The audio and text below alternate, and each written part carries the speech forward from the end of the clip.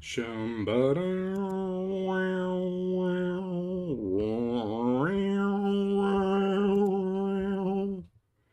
Spider blood,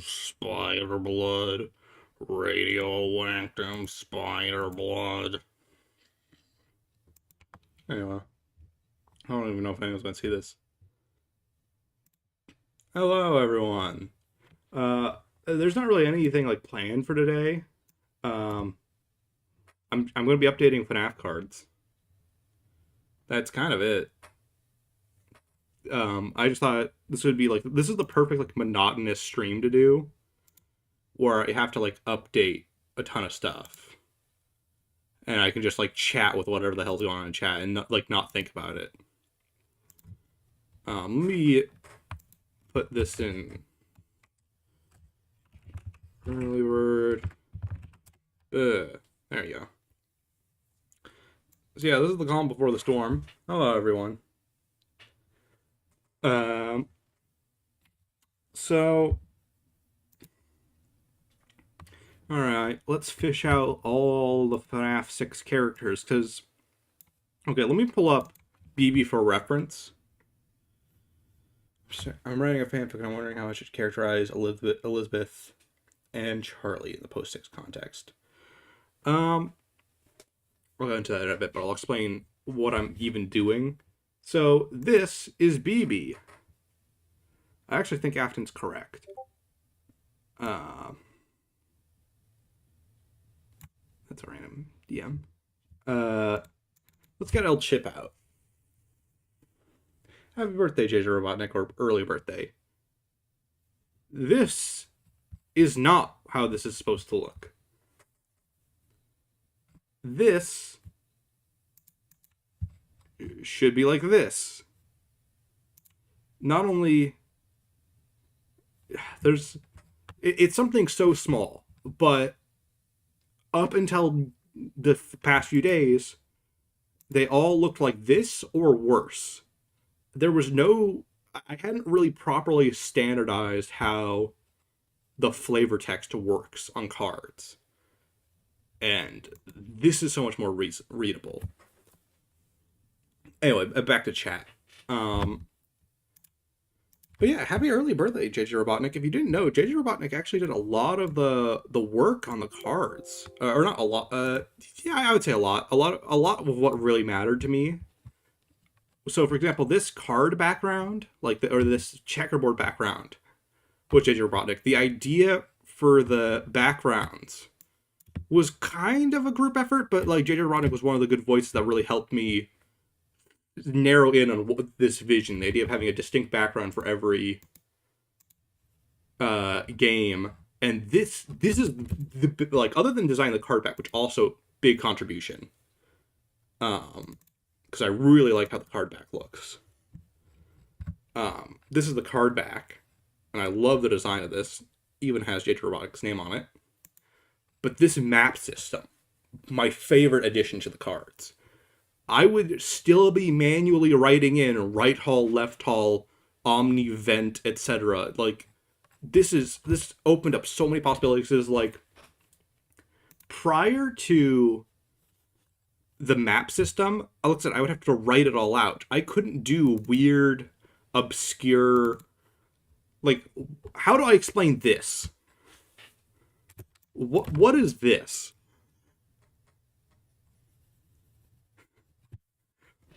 How do I explain that? Right side? Would people think that's just synonymous with right hall? But I can just show you where the cards go with the map. I love this feature. But it's one of the many small changes I've been making to the card to like make it more readable, make it more clear what things were. Because let me find one of the words. There might not be many of these left, but there's an alternate version of the flavor text that's even worse than the dash being in the middle for no reason, like here. So let's go from the top. Got Bonnet. Bucket Bob is going to be one. I'm going by game right now. I'm not going randomly. I got L chip. Entered. I got you. This is just what I have to do. I just have to go row by row. Happy I need.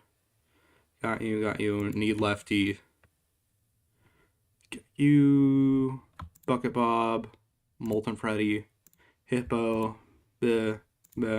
You. Now we're getting there. Out all the nightmares. Orville. Panstan. Pig Patch. Oh, I need all the rock stars. And Scrap Baby. And you. But we'll find one of the worst offenders for some experiments I did for how the flavor text would read.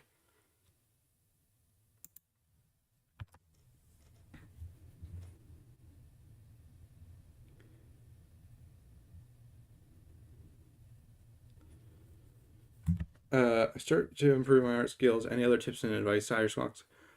I'm not the type of person to go for art tips yet. I'm always kind of learning and making new little breakthroughs myself. I would say just give yourself a project to work on. Because if I didn't have Neon Dynamo or Freddy and Friends to work on, I think my art would still look like it did at the start of Neon Dynamo. Having just a consistent thing to want to make and improve on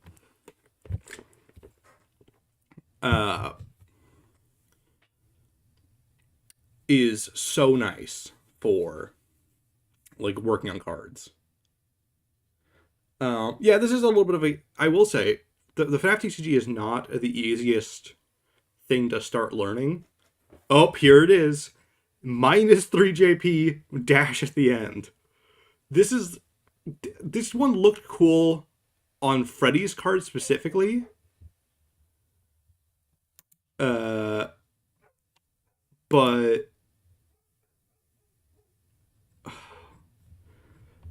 okay.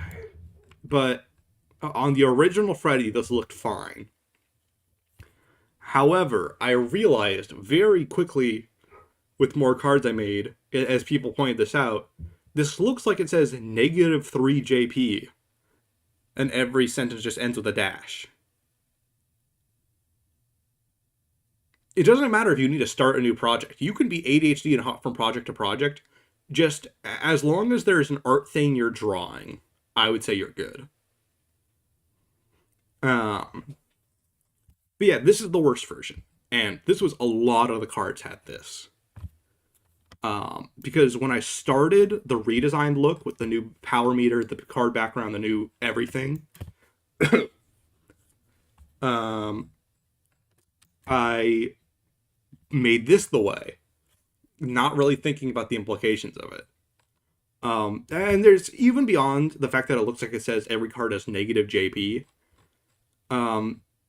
There's no separation between these two other than the italics. So it's extra confusing and weird. Okay, it's in chat, so I'm gonna talk about it all. Start slaving away at correcting all of this.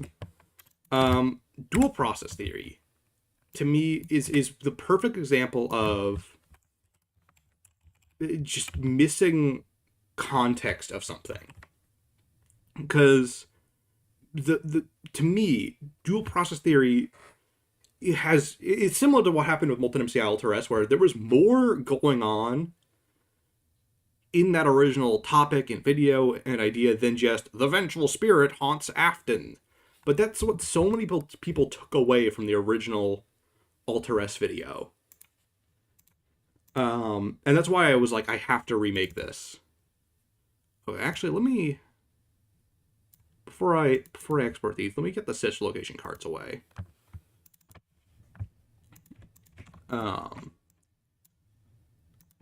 So I don't get lost. So I'm actually, let me look through real quick, make sure they're all formatted correctly, because I only have to do the character cards, because the customizations.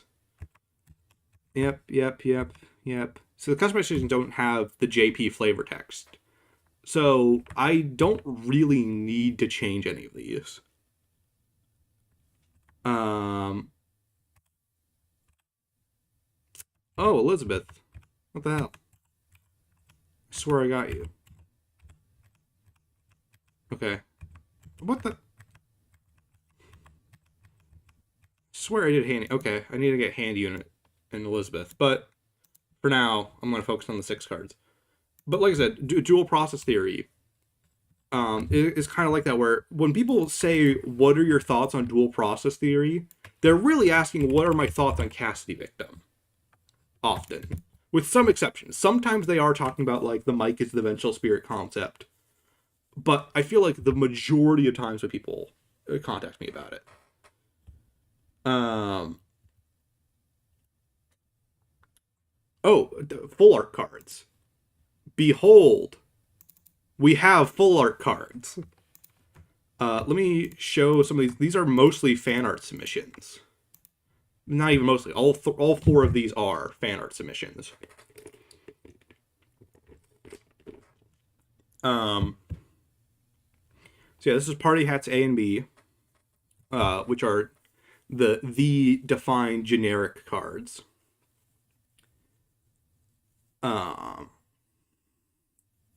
That's Chica's Magic Rainbow's full art card. Then this is Nightmare Bonnie has a full art card. And then RWQ has a full art card. So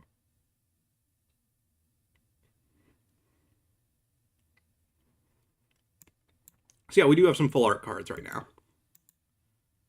Oh, I accidentally killed Security Puppet. And I already did you, right? I did. I'm a fool.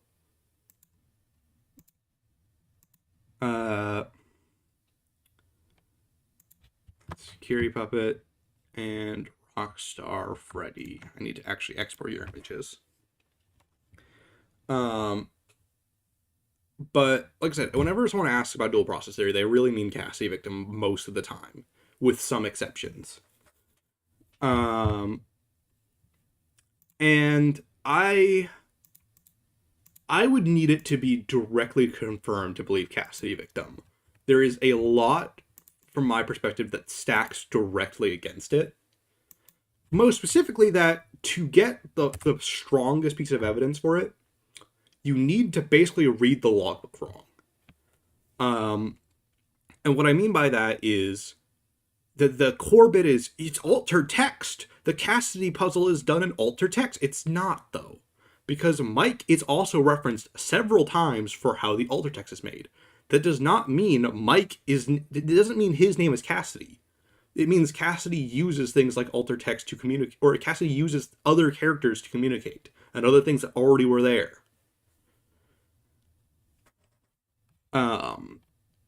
Like I said, Mike at one point writes 811 o'clock, and Cassidy says my name near that for the Cassidy name puzzle, just like they do for the alter text a few times.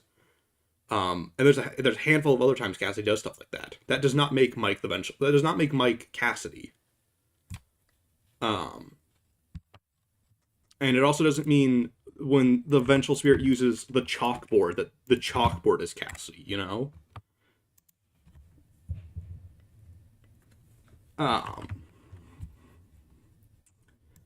It's just like I said, it's borderline just a straight up misreading of how that puzzle works.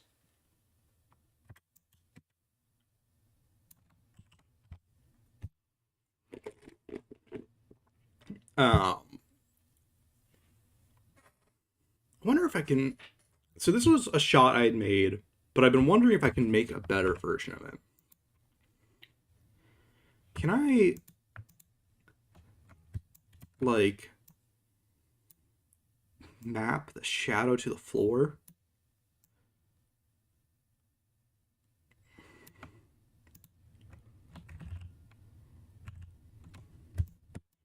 Is that better? Hold on. Let me do this from scratch. Because it kind of blends, because it's white and black on white and black, basically. Maybe if I just give it like a green glow to it. because this is when I like the concept of what I was going for, but I'm kind of, I feel like I do the glow thing a little too much though.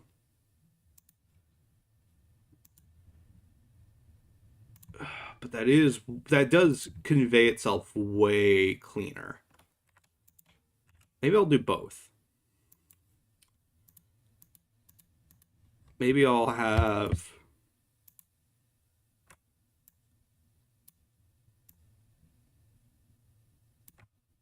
the shadow as well as the green glow. Yeah, that helps the character be a little bit more defined.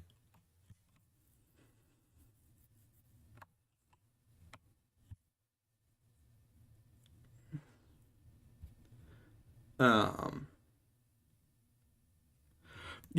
I will say, unless it is directly confirmed, I will not believe the custody victim in any variation unless there's a really good version of it, which dual process is not a really good version of it.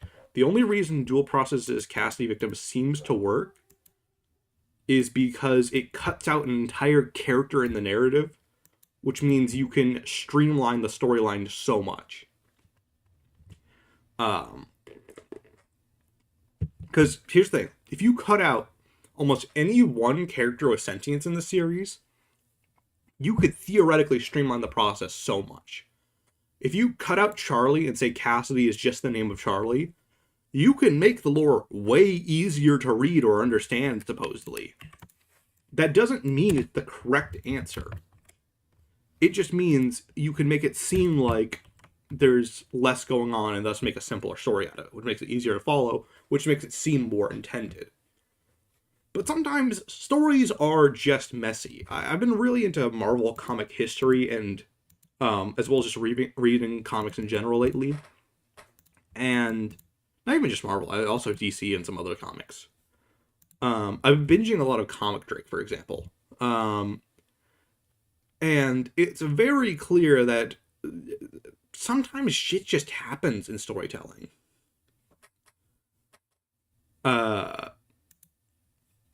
Like, it just does, and that's all there is to it. Do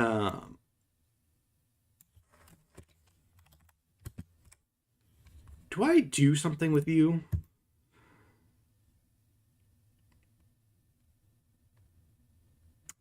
This card kind of sucks. I don't think I've ever seen Rockstar Chica used. Um,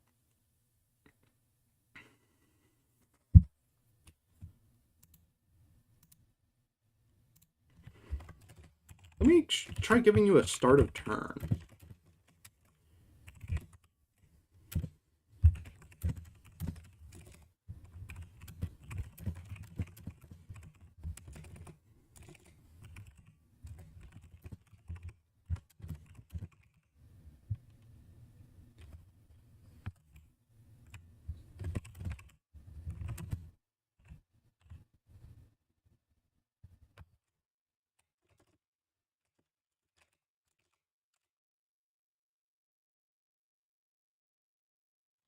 Now,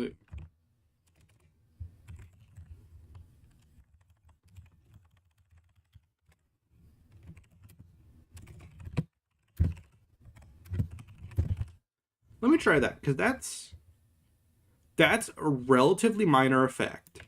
That's not going to break the game to be there. It just means she does something a little bit more than this weird janky reactivation defensive thing. Because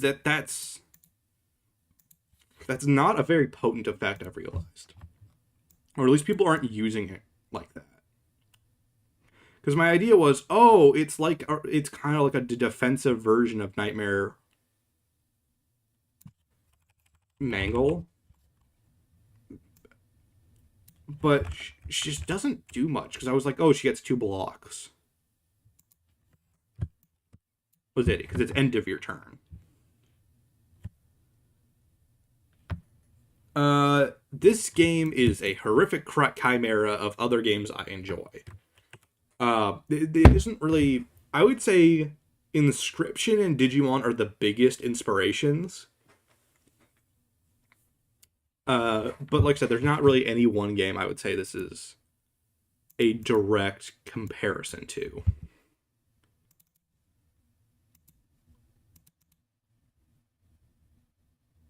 Um,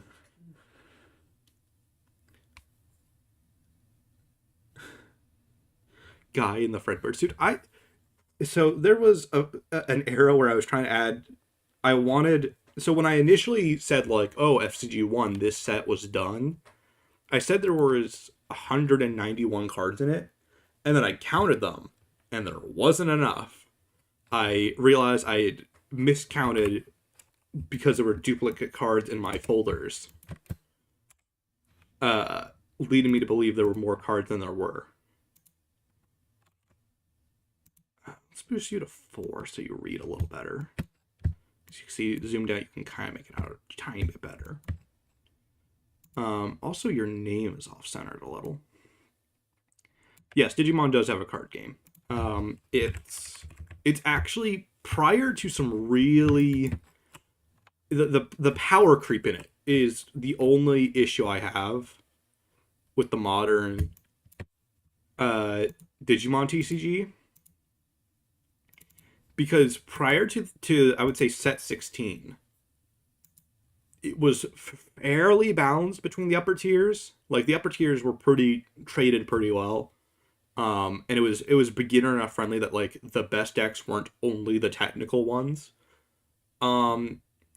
I cannot keep up with set 16, and I was able to win locals. For context, I was not like some obscure player who didn't know what he was doing. It just got that difficult. Oh, this is by far. Also, this is not. It's all supposed to be Edge 5. Is there a better way to do this? I might just like this is janky and all.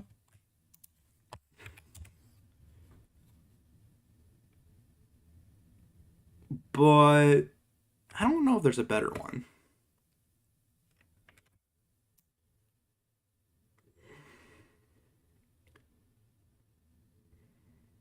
Oh, I got an idea.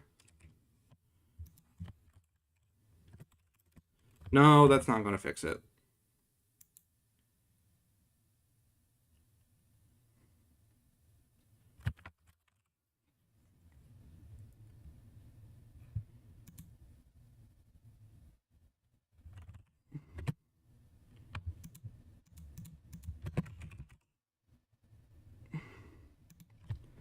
That will do. That spaces it out pretty bad. That pretty well.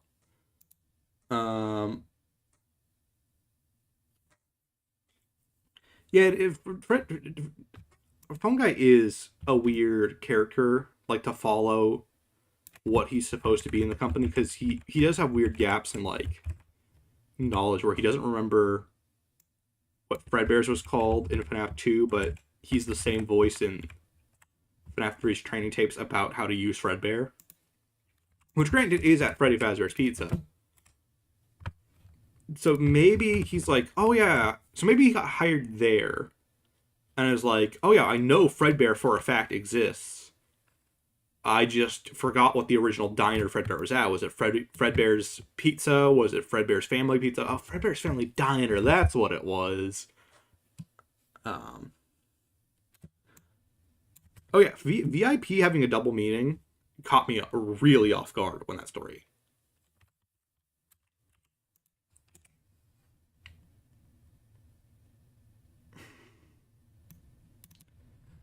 For a very important pig. Yeah, maybe he just didn't care enough to remember the original place's name.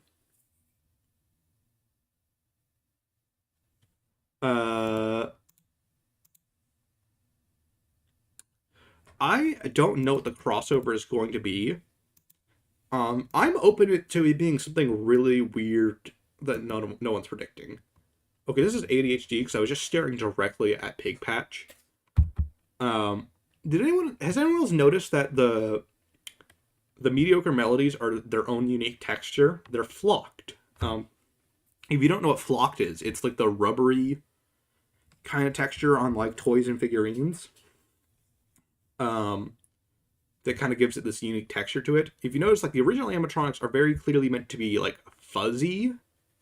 You can see this pretty well in the movie design.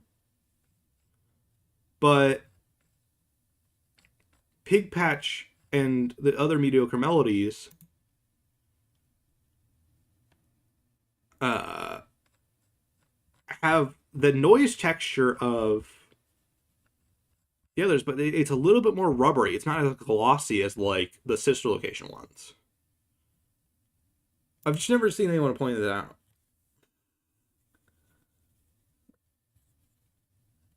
Um, and make sure. Yeah, I got Pig Patch. This is the stupidest version. This is the dumbest bit in the game.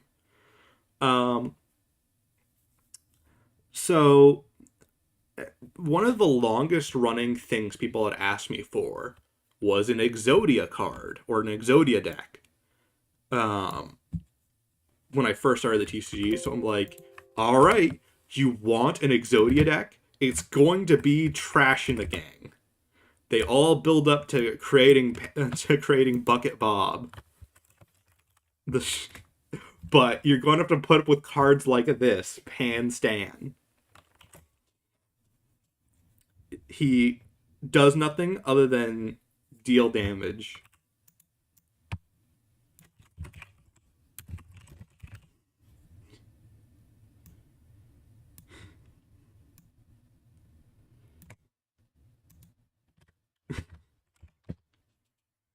But you need him in the salvage to get Bucket Zodia's effect to work.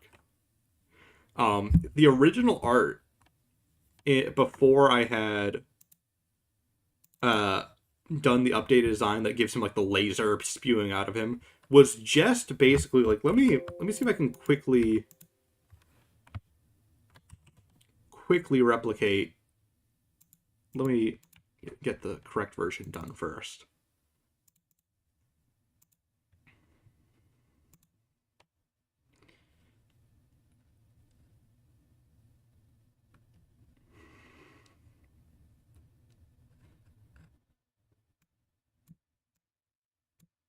This was basically the original art of Pan Stan before I decided on the green laser and them all combining to Bucket Bob if you collect all their cards.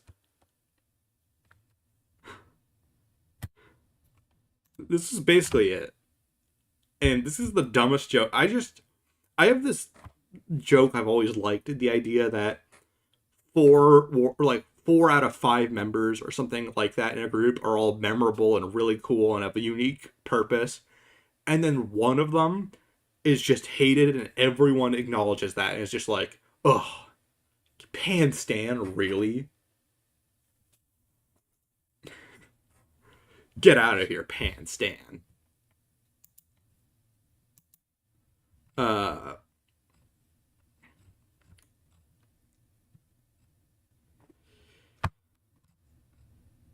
why are you all so I'm starting to realize, especially with power creep, some of these cards were designed very strangely. I meant for the mediocre melodies to be as you think mediocre, but I might have gone a little too far into making them terrible. Because that's the thing is, I want them to be mediocre, not terrible. Is Pan Stan the crying child confirmed? Pan Stan is the Waluigi of FNaF. That's I did a similar bit in Freddy and Friends. The comic Freddy and Friends. I just decided that like there's like this level of respect for BB and Dee Dee, but JJ is just like shat on every opportunity, every chance. They're just like, oh yeah, and JJ's there. Um,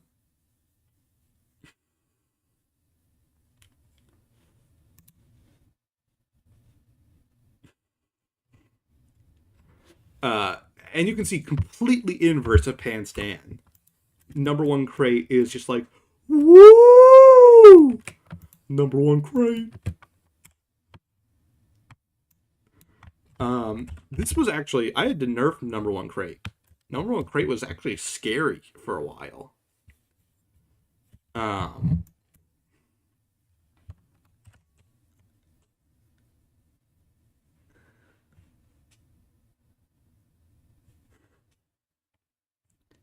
who was more hated, BB or Pan Stan? Honestly, I think the answer is Plush Baby. For like, I know the question was between BB and Pan Stan, but I don't think people really hate either of them. I like the bit that people hate them, but I don't think people actually have that much aggression towards them. But I don't think anyone likes Plush Baby. The in-universe reason for movement opportunities.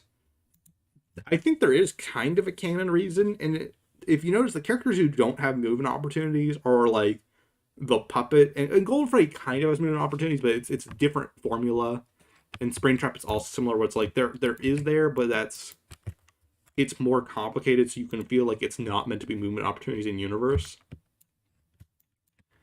Given that given that it's a condition to get 2 JP, and we now have, because I designed all the mediocre melodies when Party Hats A and B didn't exist. So I think lowering down the cost of the melodies I think is fair. But we know, or at least it's been softly, it's not even softly, it's been somewhat implied throughout the games that the animatronics AIs have an effect on what the characters can do. Seemingly. So I wouldn't be surprised if they just straight up are on, like, Bonnie in universe has some sort of like movement time. Because think about it, the movement they have in game is not technically the rate they're moving at in real life, because it's across 6 hours. So I wouldn't be surprised if in universe it was every 15 minutes for showtime they're allowed to move. And that manifests as every 5 seconds in game they can move or something like that. And the time where they can't move is whenever their stage performance isn't enabled. That's how I would flavor in universe. Is that it's just like it's their normal protocols, but the spirits are overriding them for whatever is convenient. Is this 5? No, it's not. No, I don't think I'm gonna change anything about you. Though I will shrink this down one. It's a little, and maybe move it a little to be a bit more centered. Just little things to make them look a little nicer.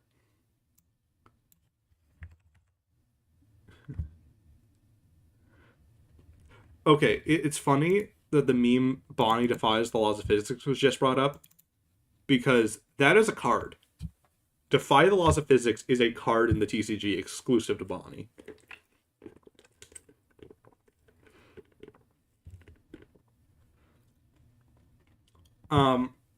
Actually, it's funny that people are talking about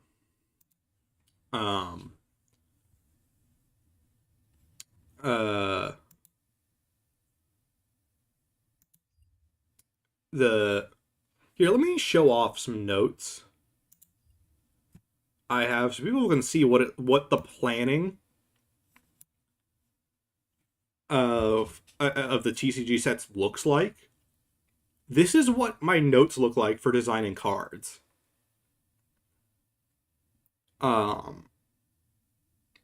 This is FCG 3, where it's going to be all the books in the movie. I have a pretty good idea about like the Spirit's Happiest Day deck I want to work on for the novels.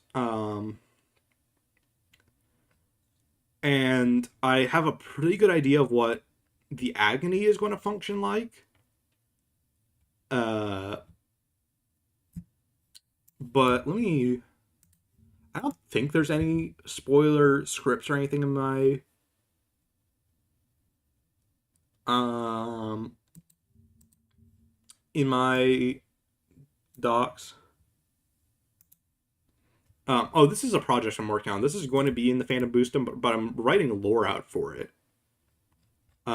This is something I've been writing called Freddy's Bizarre Wonderland, and it's going to be in the Fandom Booster card set, which is going to contain Five Nights at Candy's, Pop Goes, uh, Joy of Creation. I might have to. I think he's called the Creator now. I don't think he's called Scott in the new version of T-Jock.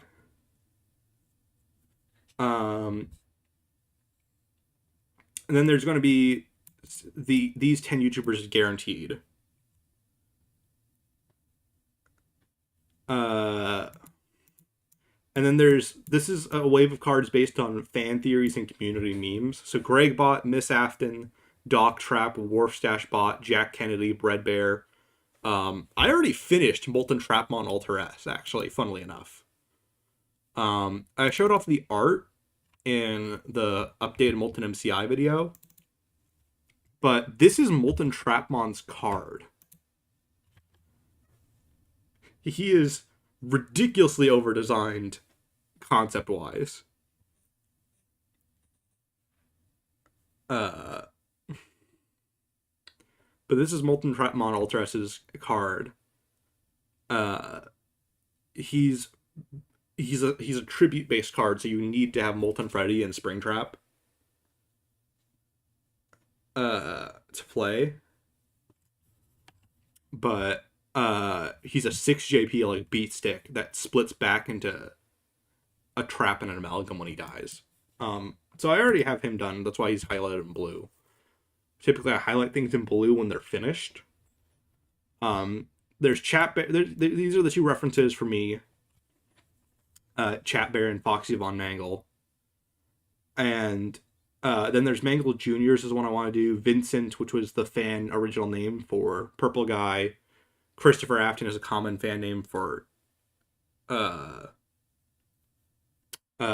Crying Child. Mike Bot was a meme I wanted to do. Hero Foxy was Foxy and is a good guy. AJ from the musical, Mark from the musical. I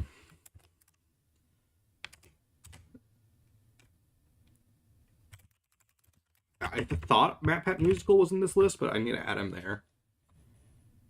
Gun is a card I want to do. Andrew's Pizza for the Theory Andrew Pizza. Cheese Trap from the tie-dye Funko figure. Cassidy Kazoo from the Cloak Kazoo titled Cassidy that had to be taken down. Ferdinand von Bernard from the Ultimate from the Perfect Timeline. Then there's one for each of the Hex plushes. And then this is Freddy's Bizarre Wonderland, which is my own fan idea I'm going to work in as a set. The idea being that you can kind of get their positions and world in the story. So the loose idea of Freddy's Bizarre Wonderland is that this character, Springulacrum, is this obsessive biologist / investigative journalist who stumbles upon a lot of not the full notes, but the implications of how Afton's work worked. And is increasingly becoming sadistic with various experiments trying to crack a remnant in possession following Afton's footsteps.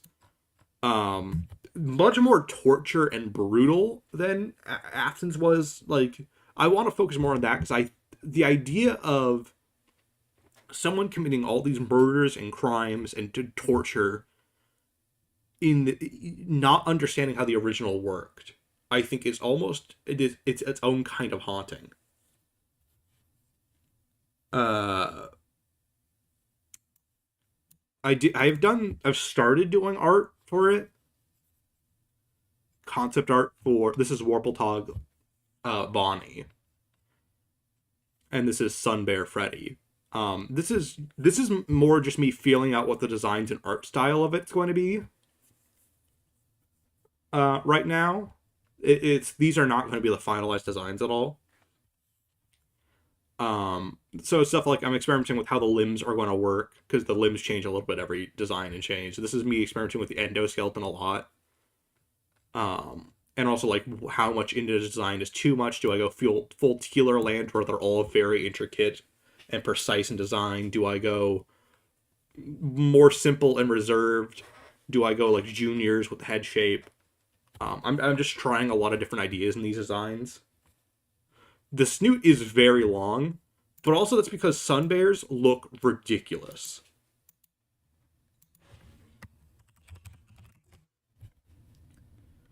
If you have not seen a sun bear, A, they are noticeably long in their snoots, and B, their proportions are wacky. They do not look like real animals. Um, I did exaggerate the snoot a little bit. He's a little too long, and I probably will fix that in a redesign. And I also want it to be a little less Baddington like. But at the same time, look at these. uh, the tongue I also might work into because they have these wacky, weird, long tongues. They do look like someone in the suit. That's why they're perfect for this. So the theme of all of the Bizarre Wonderlands is their oddball interpretations of their core concepts. So Freddy Sunbear, Raptor Chica is one I wanted to. Let me find a Wampeltinger. Wamplertinger. Like a German. I think it was a German folklore character. But I was just looking up like mythological. Yeah, these are weird little bastards. This is a Wampeltinger. A Wamplertinger.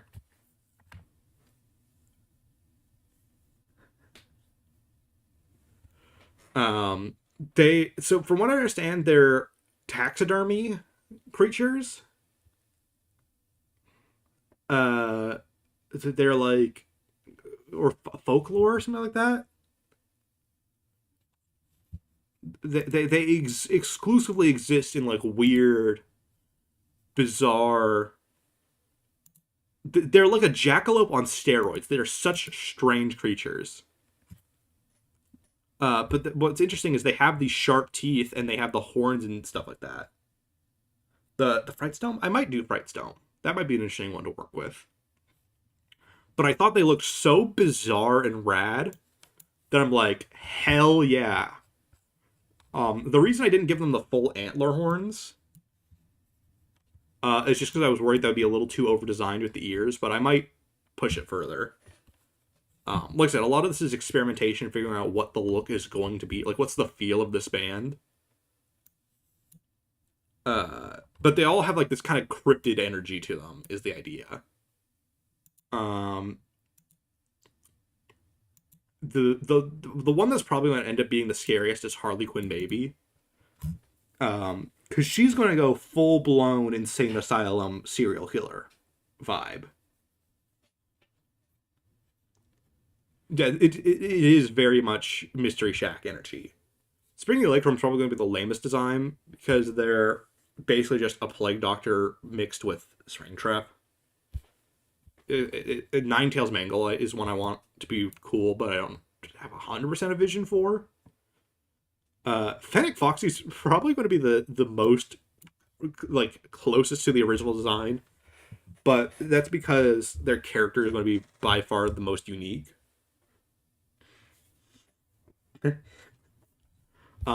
There's a few other ones in here that I don't really have canon lore for yet, like Ouroboros Trap, or Yellow Bear. But those two might just be made for the sake of making additions to the archetypes. But yeah, I'll show off more art and stuff as I refine the designs and stuff. I might even look into 3D modeling for these ones. Um, Kitsune Mangle. That was the runner-up idea. I settled on Ninetales because the idea of, Mangle already has so many bizarre parts jutting in and out of the design. So a Ninetales felt very natural to that. Oh, if you also want to see, I mentioned alt arts, but this was the demo for the alt arts where I was testing what they would look like. This is just Freddy's render, but I thought it looked cool. Um,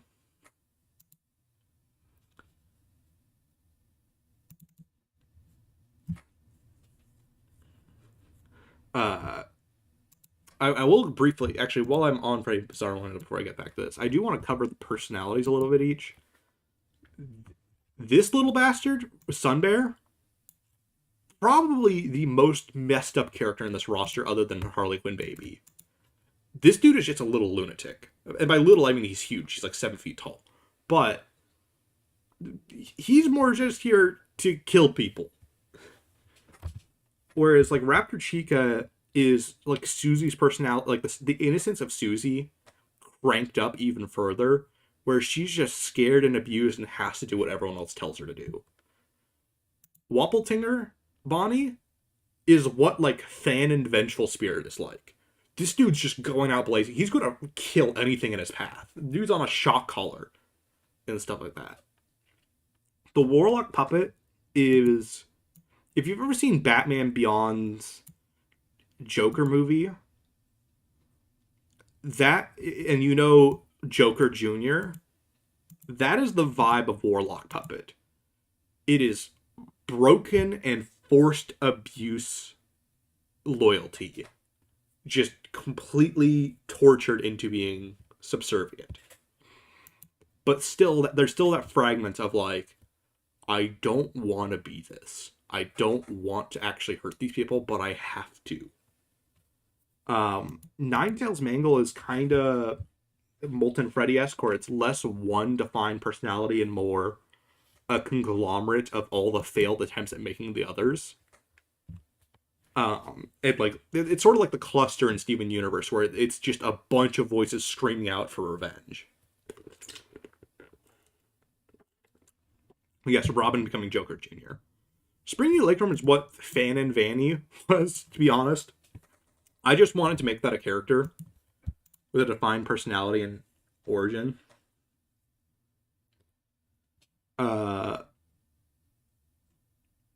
That's Spring's like entire deal. They are the obsessive.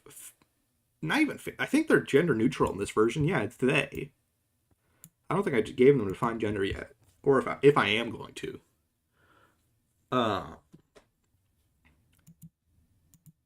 But Spring starts out. Spring keeps coming back to this justification that this is ultimately for the best, but they are so far gone at this point that they're not going to justify this ever, truly, to anyone. The only two people this is ever going to be justified to are Harley Quinn Baby and Sunbear, who are both already lunatics before they possess the characters. They insist that this is for the better of humanity, that once they crack Remnant the harmful way, they'll be able to backtrack and make a version of it that does not require killing children. They are 12 children dead already, minimum. And they're killing even more people in the present day of the Fan AU, whatever this is.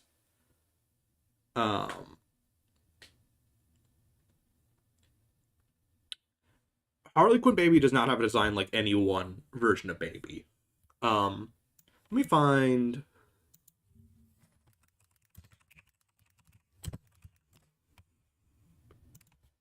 Why did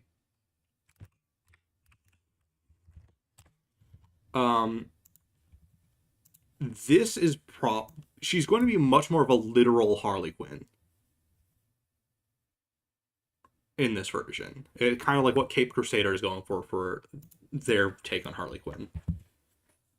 And Fennec Foxy is going to straight up look like a Those Nights at Rachel's character. It is just It's going to be this tiny little Foxy.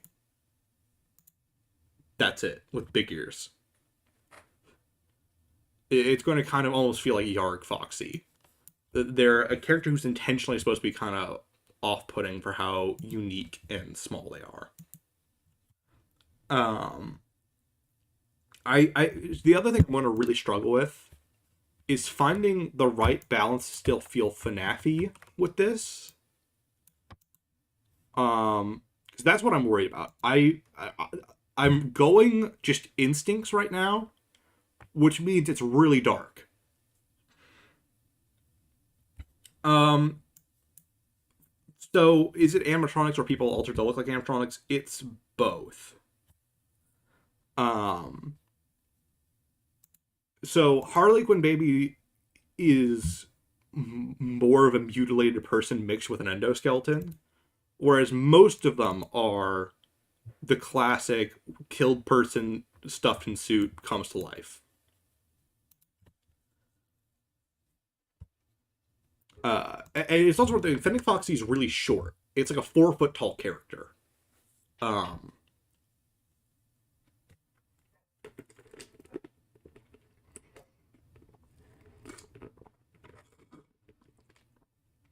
um,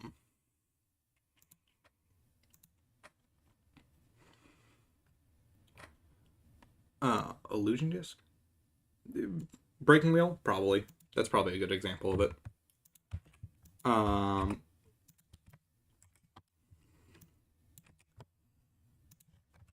the other thing about Harley Quinn Baby is when she's not out and about trying to kill people, she has a straitjacket because Spring struggles to keep her under wraps. Um,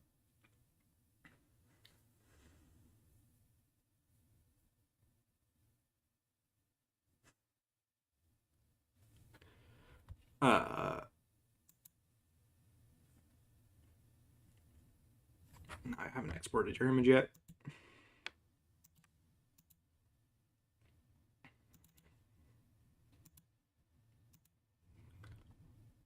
Uh, but yeah, it's a bit of an ambitious plan, and I don't fully know how much it's going to materialize as. Because I think obviously they're going to have the cards, and that's probably all they're going to be. But I've been thinking of maybe making them a comic or learning 3D modeling to make them like a series of animated shorts was one idea to toyed with. Um,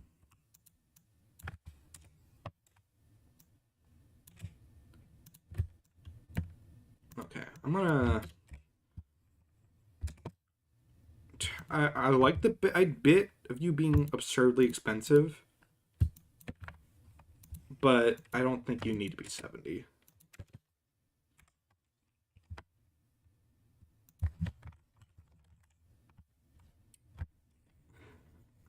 Like this is the only one that has to be double extended because it's such a convoluted effect.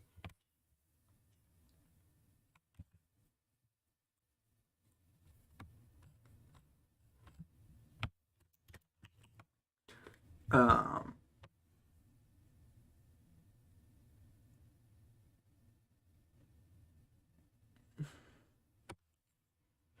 the successor reductions, that just sounds like Baby from the Fourth Closet, but with Charlie as the one who can shapeshift. More or less. It doesn't mean it's necessarily bad. I'm just saying it's like that story has been pulled off before, so it's not the worst idea.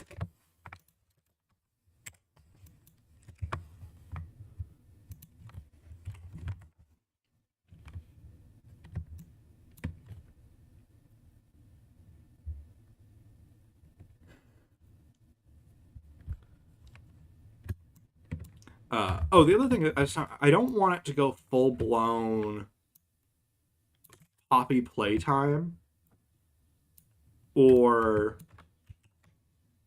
other examples where it doesn't feel like it goes far enough with the idea.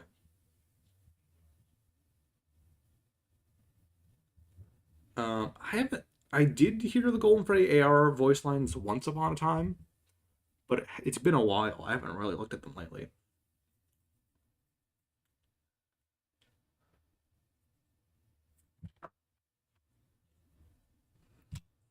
I have wondered about where Golden Freddy is meant to be in Follow Me, because I stand by, even if Molten MCI was the case, not showing us what happened to Molten Freddy is really weird, unless there was a canon reason we... I didn't export Mr. Hippo.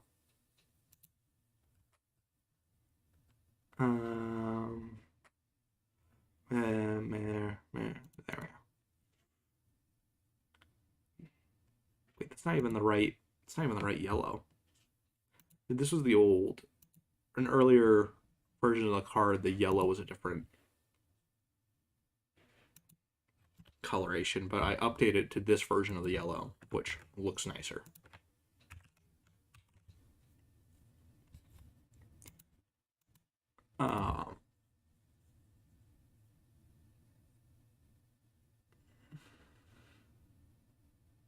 I do wonder if how does the person fund said experiments? I've been toying with explanations of that. I do want there to be an actual justification for it. I just haven't thought of one that I'm like, that's the bit I want to do yet.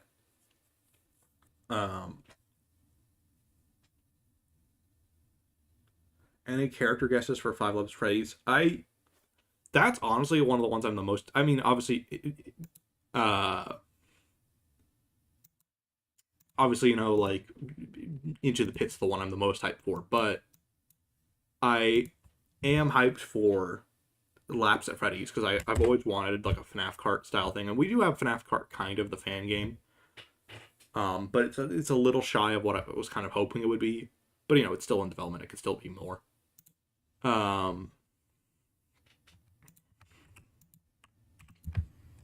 And oh, this is the wrong whatever. But if we were talking about roster, like who will be in the game, I feel it's pretty much inevitable.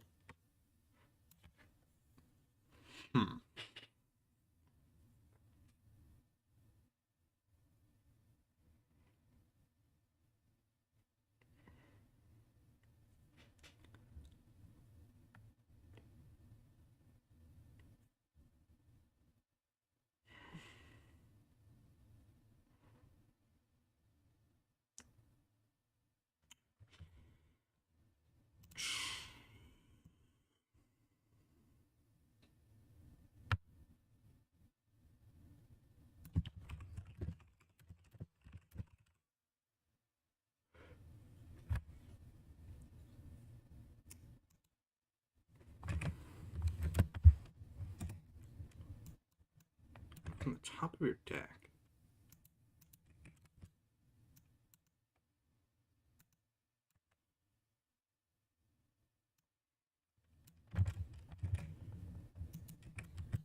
Not only does this read a little better,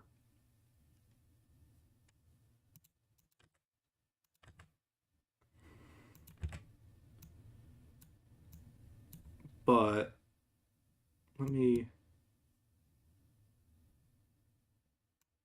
try this. But roster predictions, my guess is Baby and Mangle in the Classic Four will make their way into anything. There is nothing that set of characters will not inevitably be in. So they are, to me, the safest predictions. The Classic Four plus maybe Golden Freddy. Sometimes, Golden Freddy's been in a lot of things, so I feel like he's also a pretty good bet. Funtime Freddy, also a very likely pick.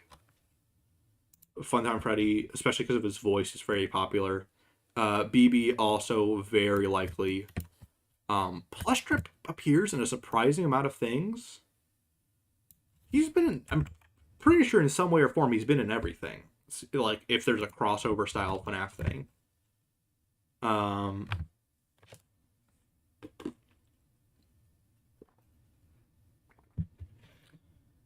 Um,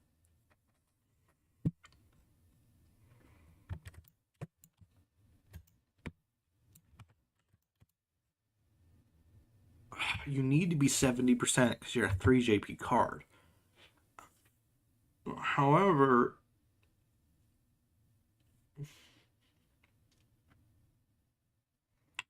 so the reason I'm stuttering so much on Bolton Freddy's placement and everything about him is he doesn't actually fit the deck he's supposed to be in as well as I would hoped. You know what? I do have an idea to make him just a little bit better.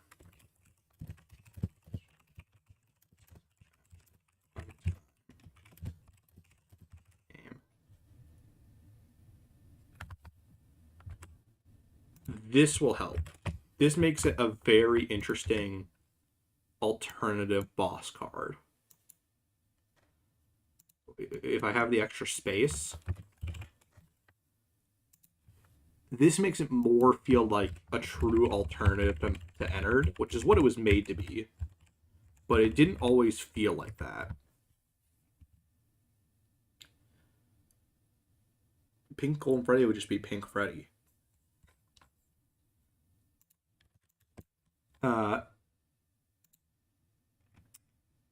But you know, Plus Trap, another good pick. Spring Trap also almost guaranteed to be in there. Roxy and Monty also pretty good odds. They're pretty popular new additions. Puppet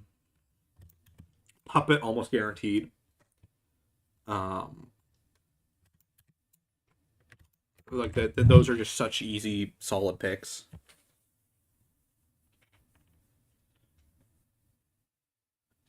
The God of Death kind of Nightmare on demons related theory is not really appealing to me thus far. Like I don't see fully how you get from point A to point B.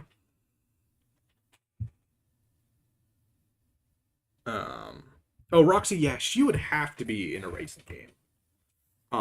Lolbit's kind of the only confirmed character because they were in the initial teaser of it. What we now kind of assume is the teaser.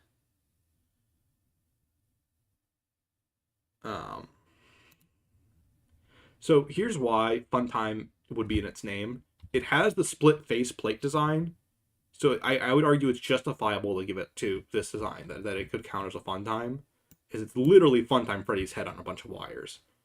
Secondly, this means it can work with Electrobab, and also means it can be played off of hand unit. Sun and Moon would also be a fun addition.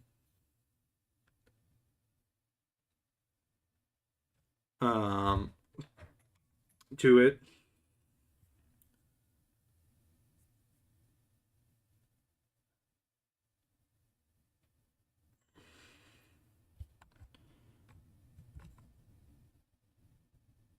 I like this new Wolf and Freddy. I think this makes it feel more intertwined in the Ennard deck. Because one problem I have with the Ennard deck right now is it sort of needs Ennard so bad at a certain point. And if Ennard doesn't work against your opponent, you're just kind of screwed.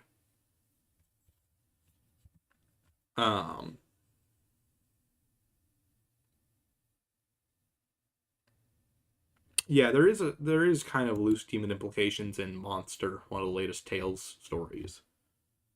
But eh. I don't know. It's not really the same idea as what was the Nightmare on Demon concept.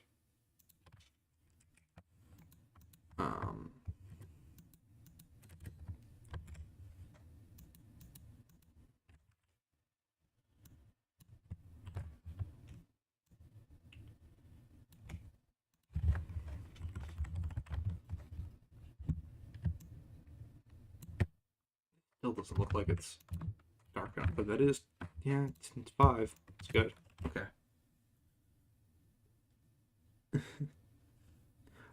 I would also.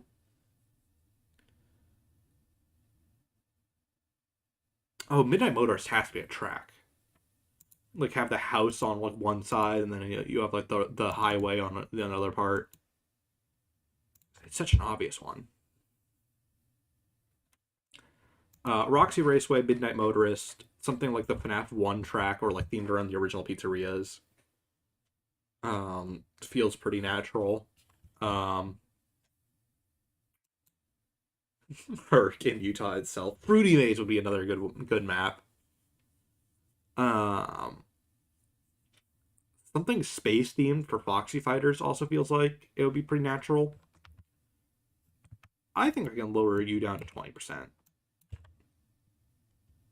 I know it's basically like 1 JP I've realized is like actually terrible on some cards if there's not a really good effect behind that 1 JP. Uh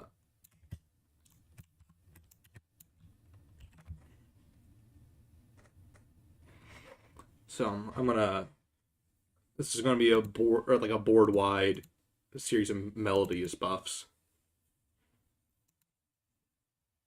Um I missed Henry. I just realized I didn't get Henry's card updated. Flip side should be yeah. Painbow Road.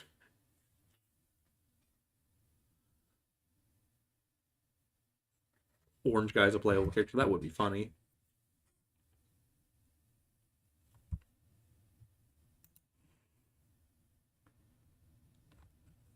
Uh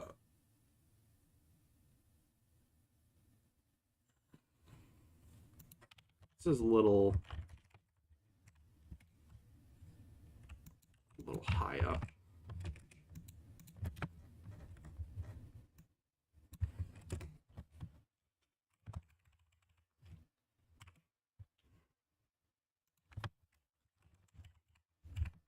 Such a stupid meme for this one, but it has to be there. So yeah, 3 JP office card if you can get all 4 members of the trash in the gang together. Oh, 8-bit Afton would be another fun one to work in there.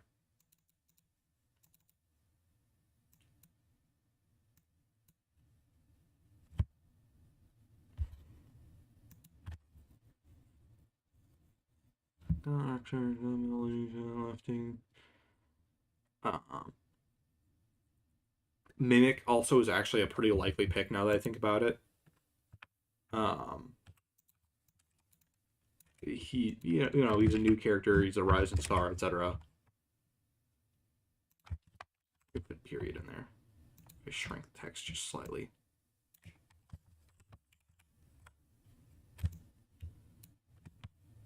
Do I increase the size? Nah, I think it's fine.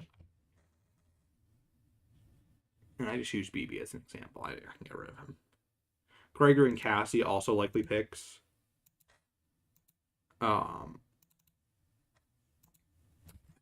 A lot of the newer characters honestly have pretty good odds. I wouldn't be surprised if we got like alternate. You know how like in Mario Kart 8, it's like there's you can get some alternate skins for characters for some of them, like the Toads. I wouldn't be surprised if like the neon blacklight versions of the characters were alternate skins, just like model swaps. Okay, let me put all of you in the FNAF 6 folder so I can look by. Who did I miss? Scrap Baby's already done. Afton's already done. So I need the Lemonade Clown, Chica, Helpy, Cassette Man. Alright.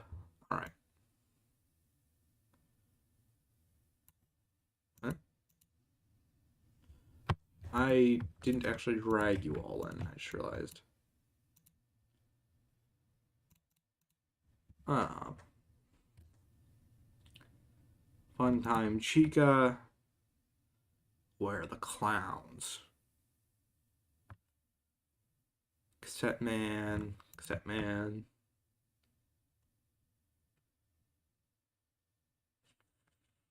Fruit. F. F. Fruit punch clown. Lemonade clown. I also missed Elizabeth, apparently.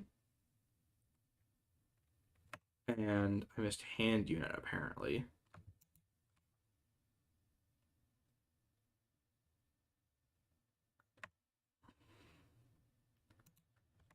I might have just not. I think I did these ones. I just think I just didn't export them. If you keep knocking on the runaway's door, you'll eventually go in. I do not believe that's the case. I have never seen anyone get in by knocking on the runaway door eventually.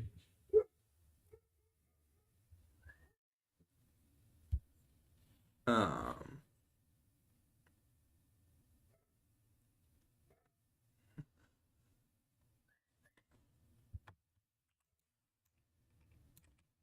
anyway. See, are you... Oh, you are in 5.5.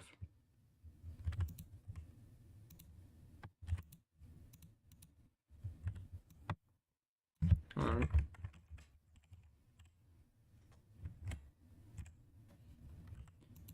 Supposed to be once per turn. Also, this text is just a little too big.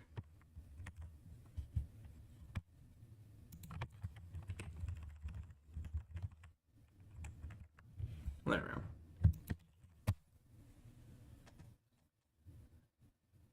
we go. I'll probably play everything that gets released the first week of August. Like, I'll probably do a playthrough of VIP. Question: What's the most inconsistent design series of Fredbear? It's there is no competition. In FNaF 1, he has a purple, Golden Freddy has the black hat and black bow tie, but there's some bare purple highlights there, just barely. Like it's more of a lighting quirk than anything. And then in FNaF 3, and then FNaF 2, he changes design to be more like the Wizards. And then FNaF 3, the minigame Fredbear has the purple hat and bow tie, or has the brown hat and black bow tie. It has pure black eyes, which is interesting, or the pure black and white eyes. And then Ultimate Custom Night, he gets the purple accessories and keeps the black eyes, but in FNaF World, he has the tealish green eyes, if I remember correctly.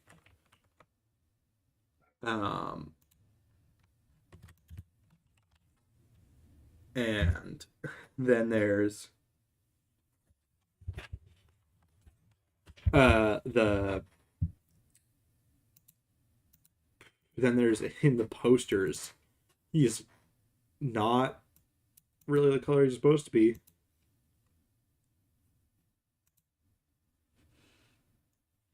It's just like, it's like I said, Fredbear is easily the most inconsistent design.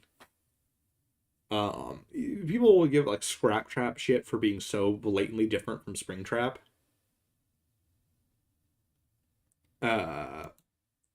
But Fredbear one-ups him at every turn.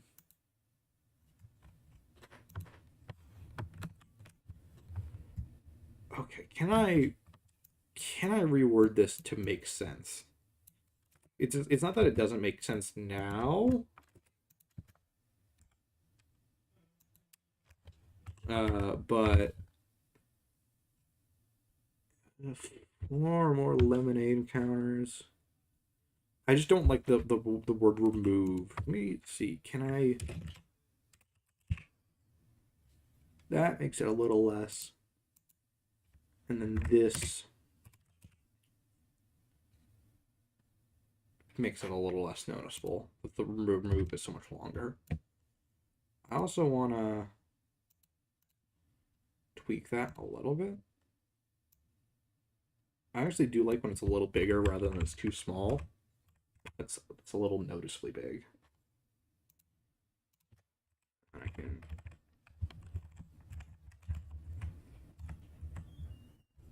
All right. There we go.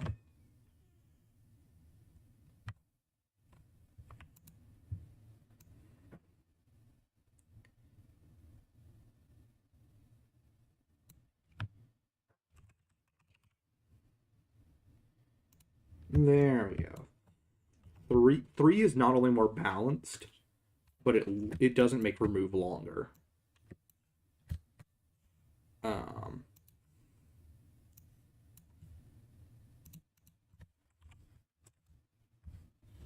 Also, we can make this a little bit bigger.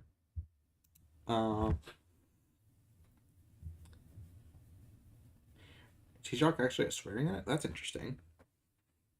I thought the swearing was removed. I thought the swearing was only in the demo and stuff.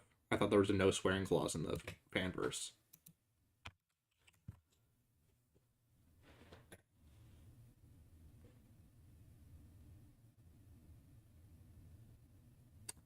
I would love if Scott was just open about the book continuity stuff. I just don't think he's going to be honest.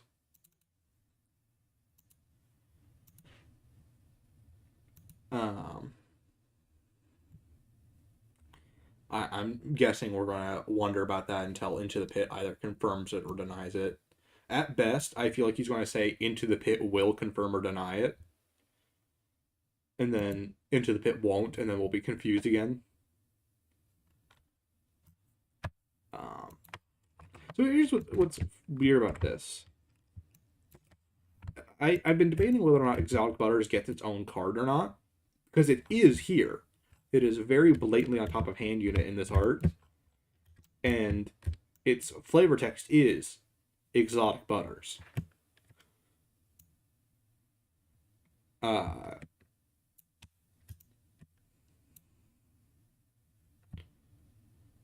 I'm kind of torn on this. I'm also wondering, does this need to be a 30% cost card?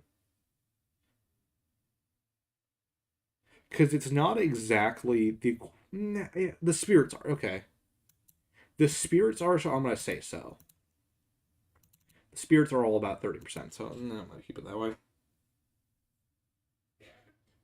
I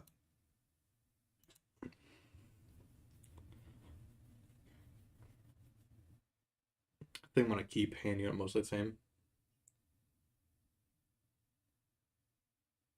Hello, CrossCorp 64.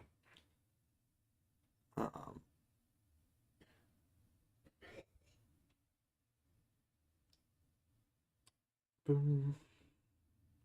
Any theories cooking right now for me? I have a theory that almost got a video. I just kind of held back on for not really any particular reason. A theory called Tulpa theory. So, Tulpa theory. Why do I have her as a Halls card?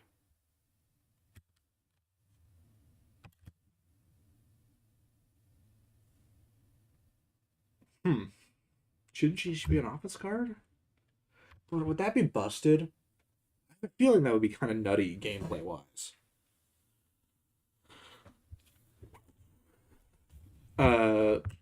Whatever. I'm gonna keep her as is. I'm not gonna mess with her too much right now. Oh wait, what the hell? Almost missed that. So Tulpa theory was one I toyed with, which is the idea that basically that agony is not as binary as Frights makes it out to be. With the idea being that the creatures can be influenced by more emotions. Agony is just one of the strongest ones, which is, to be fair, that's what Frights kind of said was the case. But this would be like pushing it further and applying that implication elsewhere. So like the idea being that RWQ is not a pure agony being. He is a being that uh, he's being made from multiple mixed emotions, and that's like his case. Um, the other thing is, uh, the other idea being that it's not the idea I was talking with was the Fredbear plush in FNaF 4 is interchangeably William and some sort of supernatural Tulpa made from what the crying child wants to be there for him. He wants there to be a parent or a guide or someone out like keeping an eye on him, watching him. But there isn't anyone, so that manifests as this kind of real super imaginary friend, if that makes sense.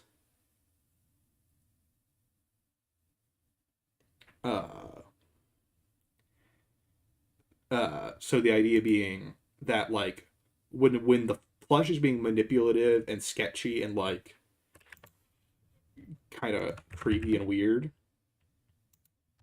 that's that's William. When it's being supportive, if a little ominous, it's the Tulpa.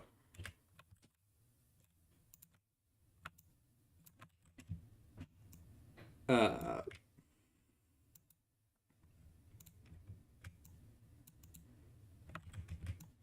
it was like the idea of theory, and the where I went further with this was uh wow, did I really not even have masks at this point in time? Layer masking, mask, whatever. That looks a little better. Yeah, I'm going to stream VIP and Into the Pits game. I'm going to stream everything on that week. Um, and the idea was that becomes Afton's gateway experiment, because that's something I've always been bothered by. Is what the hell was the point of the experiment bunker? Because he's experimenting on fear for not many justifiable reasons. I mean, nothing about Afton is justifiable, you know. Um, Afton is a weird lunatic who does things mostly just to steal. Like, if you've read Silverized, he just does stuff sometimes because he's curious what will happen. Like, injecting Carlton with Remnant wasn't like, oh, here it will do this, or I want to see if it does this. He's just like, I'm curious what will happen. I'm gonna inject this guy with haunted soul metal. Let's see what happens. But the idea of the fear experiments being that he sees through his spy plushie that there is something communicating with this child and something he's looking for as if it's real. And that might inspire him to push the experiment further. So if one of my children can create this supernatural being that talks to him and communicates him, what happens when I put the other child in a similar war zone experiment over and over again? And that's what would create the nightmare room. And so the idea that he's tormenting Mike to see if he can replicate the result. And that might be the moment nightmare is created, and thus maybe Shadow Freddy. That was kind of the idea of uh Tulpa theory. I don't know if I'm gonna go forward with that because I like it. I'm just I don't know. Sometimes there's theories where it's like there's not much wrong with it, but I don't feel like I need to make that video.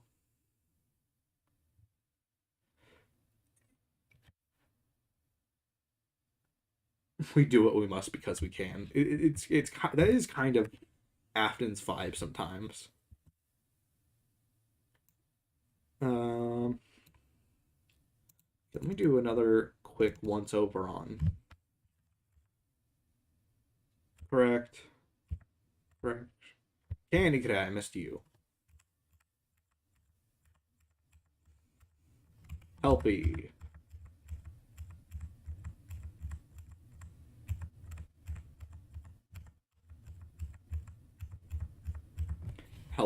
Helpy and Candy Cadet.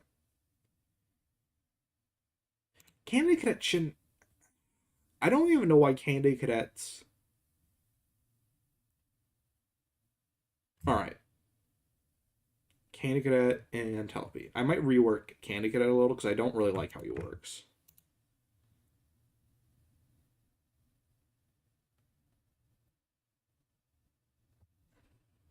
Tulpa Theory, I don't think I can explain it well enough as a short though, because a short's only a minute. Um, Helpy, I don't think I'm gonna change. There's some. I actually want there to be less of a like. I'm not a big fan of control decks in most TCGs. They kind of are here more out of obligation.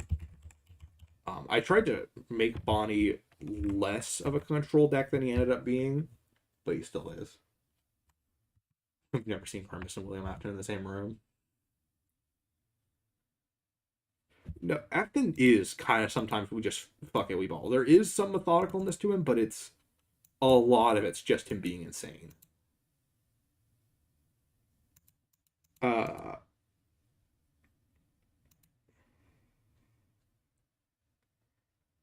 I think Afton's greatest trick and illusion is making you think that he's smart.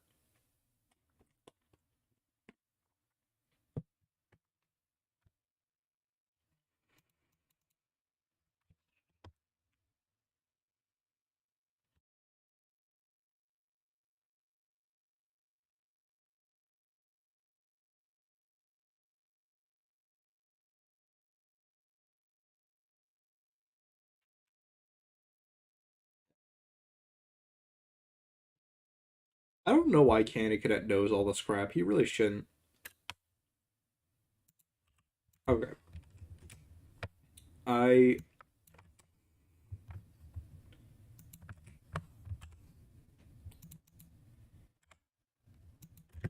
I want to rework Candy Cadet some. I don't like that this is a when is played and he's basically a scrap card because that makes him just a straight up customization. Um, it's not really how he works in game.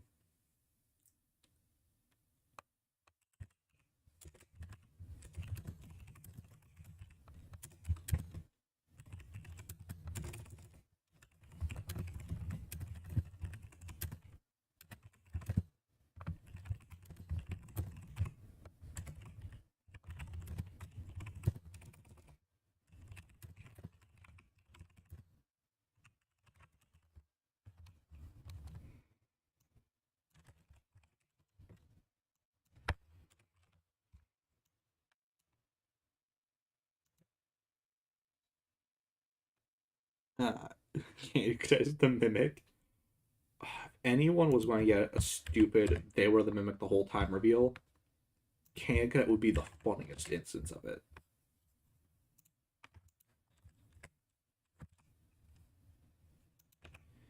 Similar to Molten Fight, I'm going to make the list a little bit more elaborate.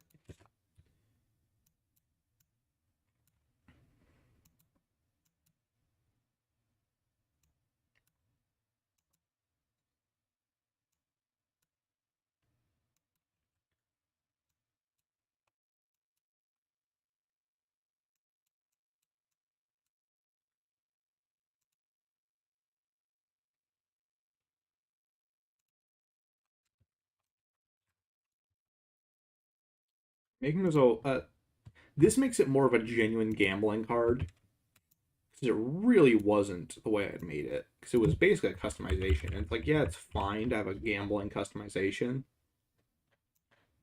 but he's more like a genuine slot machine in game. So I think the idea of him just eternally being a gambling machine.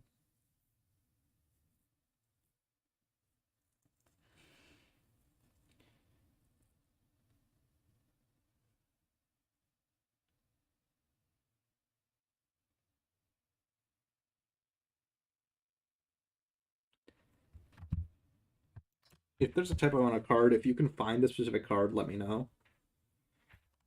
Uh, just saying there is a typo on one of the cards doesn't really help me fix that. To be honest, I think Candy Cadet kind of just is. It's sort of like, why is there happen to be this elaborate backstory Midnight Motorist? It's like, yeah, you could try to think about an in-universe reason, but if you think about it too much, it just becomes weird and arbitrary.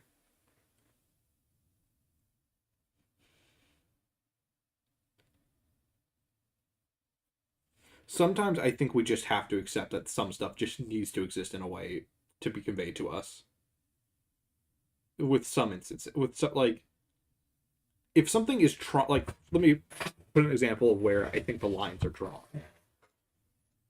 We don't need to think about what, for stuff like the logbook or FNaF AR, they consistently reference physical real world events. And also, like, AR talked about, like, oh, our new Mangle can't do what the original Mangle was. If it was an in-universe AR or VR game, why would the Mangle have limitations on what it could do? That only makes sense if it's a physical character in the real world that has limitations and flaws to it. Uh,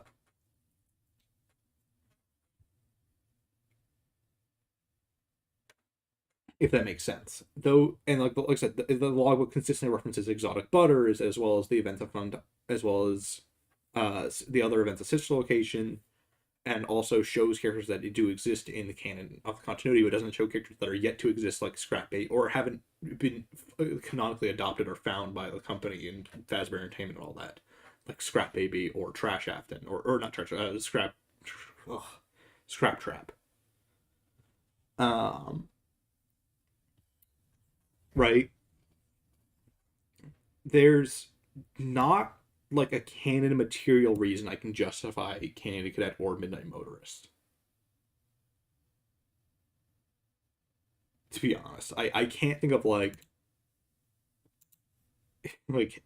even like why would Henry make a random robot in his pizzeria, for example, that happens to know lore and history and all that?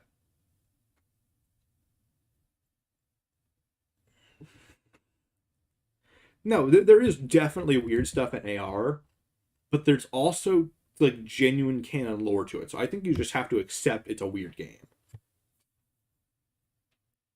Uh, it is supposed to be alternate reality, so it could be that the animatronics are physically there. Your phone is just showing you different things than what is there. So like when Plush Baby attacks, it's just a straight up endoskeleton attacking you or a straight up baby. But the your phone is displaying 8-bit baby is how I would explain it. Uh, if I were to make a bit about like justifying the weirdness, though sometimes, like I said, there might just be things in games that are there for convenience. Um, I just think if the surrounding context of it implies enough material existence, we have to just run with that. Even if it's weird and doesn't fully make sense, just running with like, yeah, of course there's a robot in the pizzeria that has a random short stories attached to it. Why not?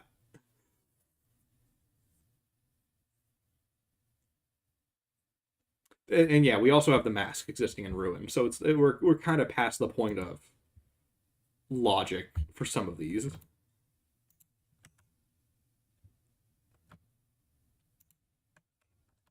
Uh, I'm now going through the list of any characters I missed. You plus trap got you. Phantoms, Pickplay Pals, Numerical. Where is Lol's Hacks? I did not get you. Jeremy. Glitch Bear, got you. I did a lot of these before the stream. I'm just cleaning up the ones I kind of missed. DD, I did not get you.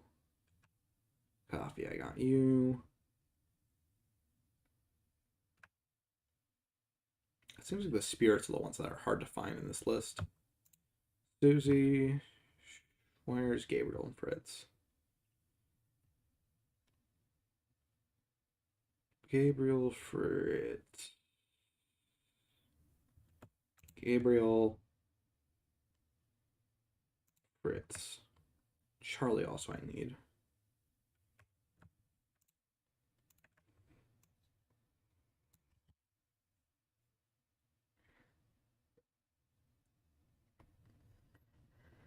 The Springlock suits in the movie are borderline power armor. That's one of my favorite random things the movie went with. But why the hell not?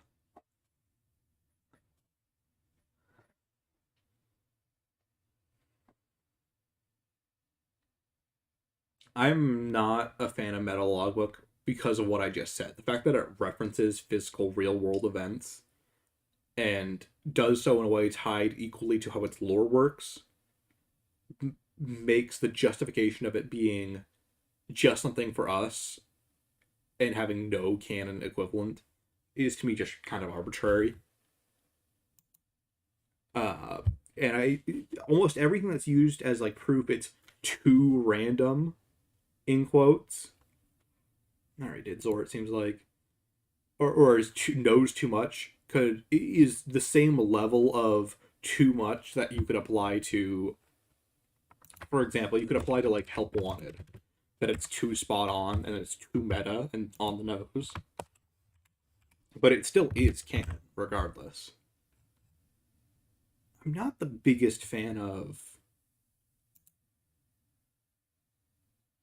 I want to see if I can get a better version of the.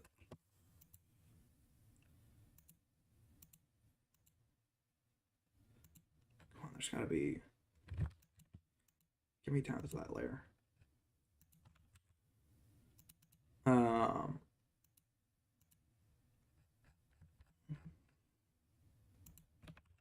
Oh, I already had it down here.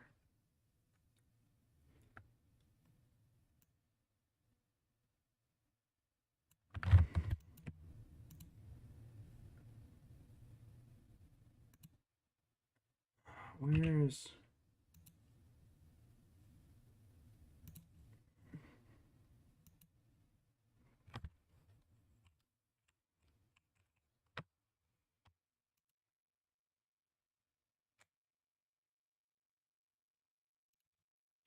I want to try this from the other angle.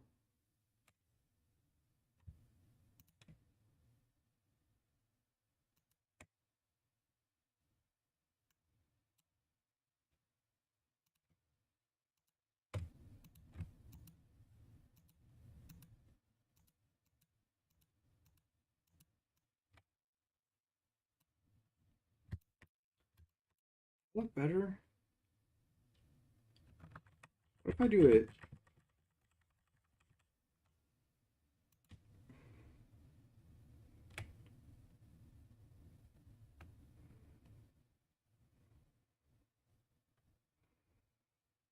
Like halfway.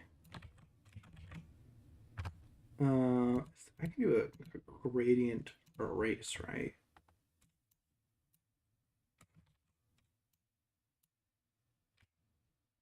Here, let me.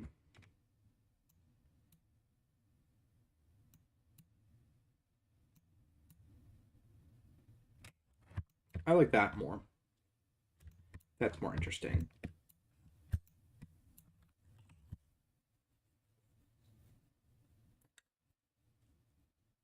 I don't really know if there's a worst type of theory.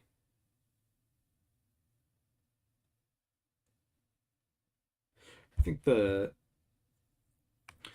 I would say the worst type of theories are the if I were to pick one, be ones that try to actively write out characters out of the story.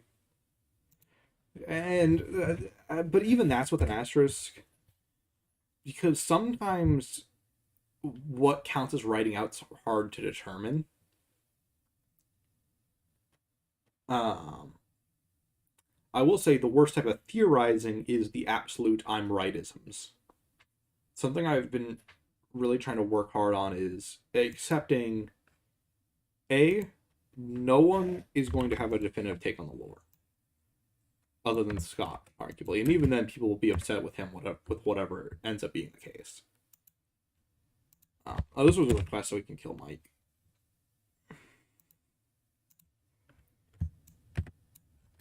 Um, this was actually something I really liked in the Steel Wool interview. Was how they mention it's like that's what they as a studio don't like is when it's like this is the definitive take on the lore. I also think I can probably I've been doing this with some of the sprites, and I do this in some of my video thumbnails as well. Um, this darker glow and inner glow gradient. Probably center this a little bit more.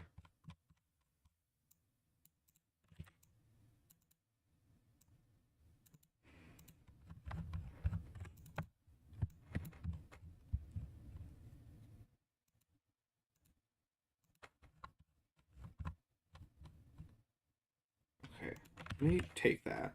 I'd like that, but let me increase some of the contrast a little so it doesn't take away from the background, so you can still see him pretty well.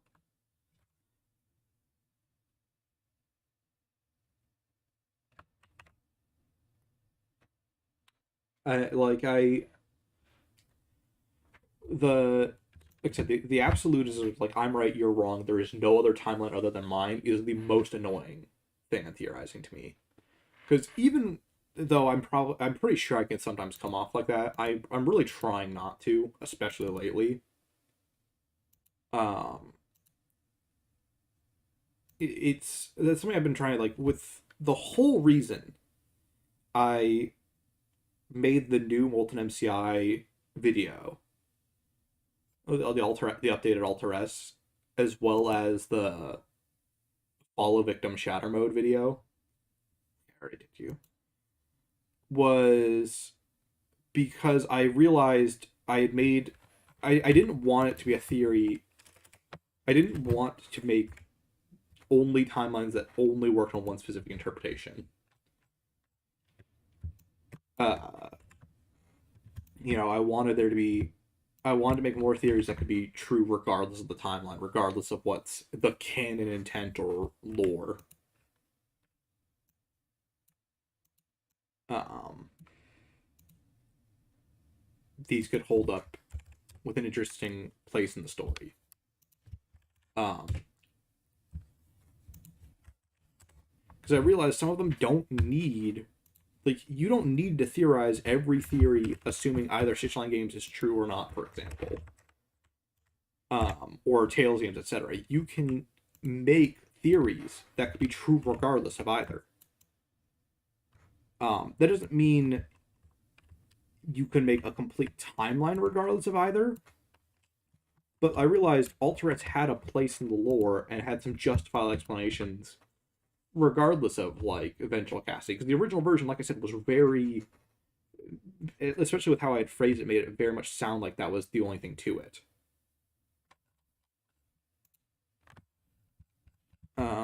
I wanna. I think I can make this a little brighter. I want this to be a little bit more yellow. Would it be?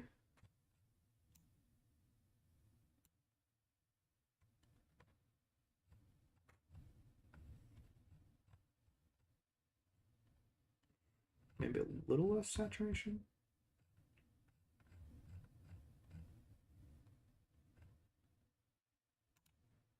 That's a little better. That feels a little bit more. Maybe if I dark this a little.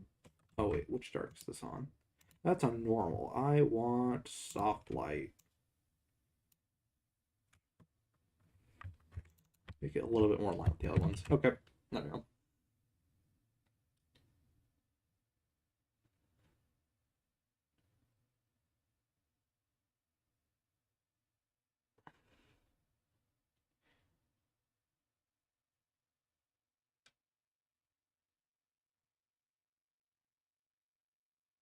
Uh, like I said, I mentioned this earlier in the stream, but there is a fandom booster I'm working on that includes Markiplier and like a bunch of and a few and other YouTubers that are going to be there, and a lot of the fandom stuff.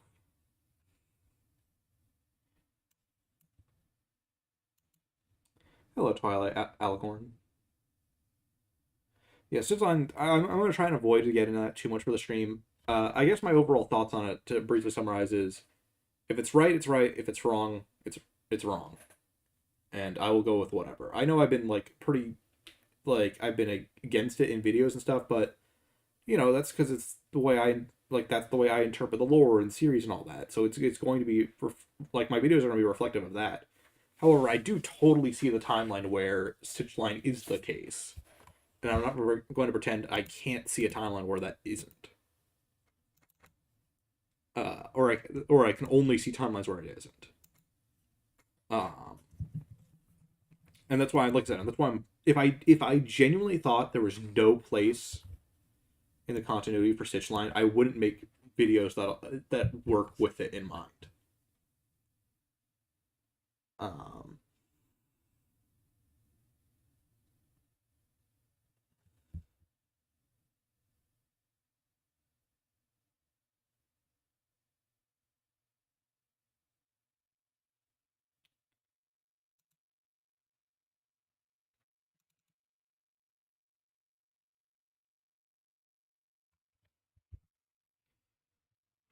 what's this text? Hold on. This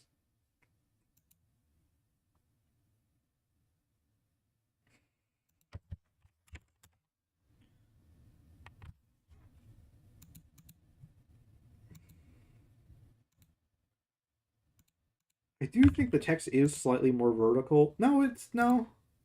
That was just Lil Hacks was just his card was just weird.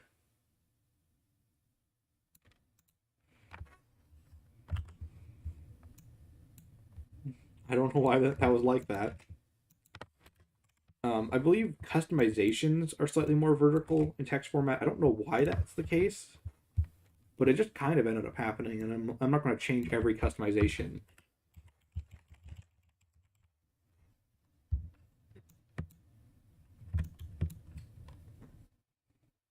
Also, this isn't even. There's a lot weird with this one.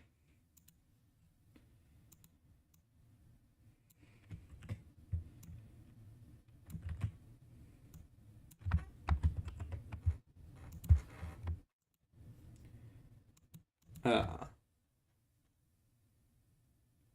all of the FCG2 cards are on tap. Other than I think I Miss Him, which I just made the other day. I could probably add in like a minute. All of them are. There are some cards I do need to make for FCG2 that I realize I kind of miss. There's no Fun Time Foxy for FCG2. There's no uh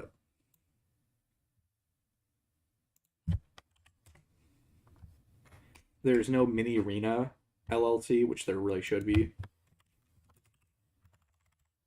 I mean, there's Clockwork Mini Arena, but that's not the Mini Arena.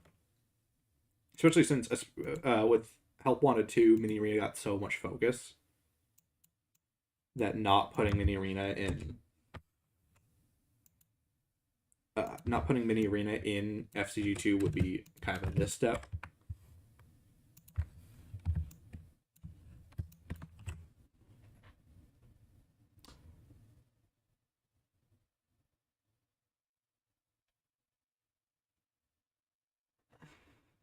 Yeah, no, Burn Trap's never, or not, Williams never had an American voice in the English or in the games. The closest was Burn Trap's Burn Traps slash Split Traps unused dialogue, but that's not even, especially with like the mimic theories, that's not even technically Afton.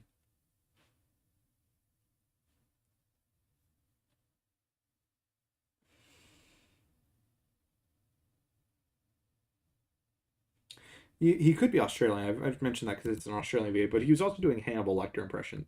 Ooh, wait, hold on. Jeremy, get your ass back here.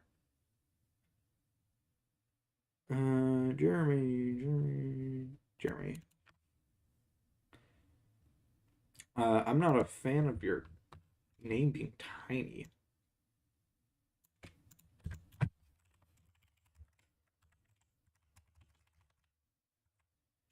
There we go.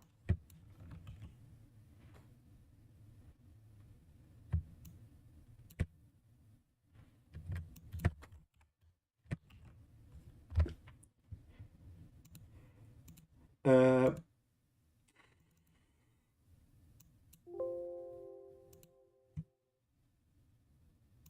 yeah, the PJ Haywood outright said he based Afton's voice on Hannibal Lecter.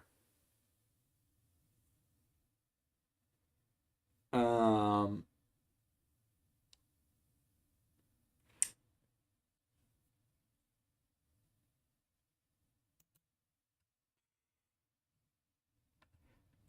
so I might have mentioned this before, but personally, while I don't think this is going to happen, the the timeline I want to see the most is where Into the Pit marks a series of pixelated or stylized games that adapt Stitch Line into the game line continuity with minor tweaks made. Um, as a sort of like fill in the dots plus, if that makes sense. I have considered contacting Scott to try and make the TCG official.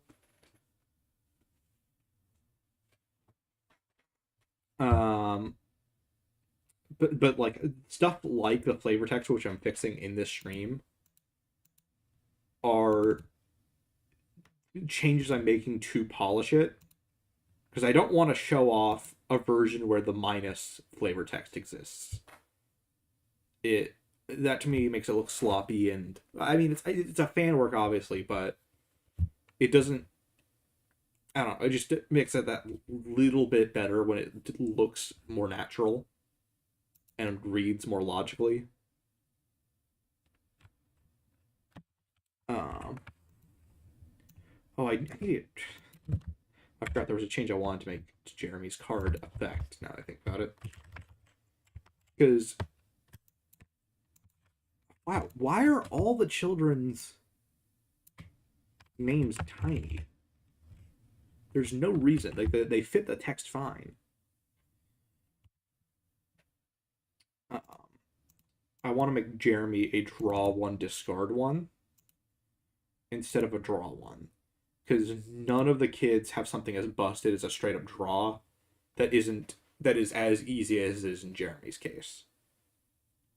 Because Fritz is every two counters on a card, which is not hard to do, but it's not constant. Like it's just perpetual in the Bonnie deck. So limiting Jeremy just a smidge, I think, is fair.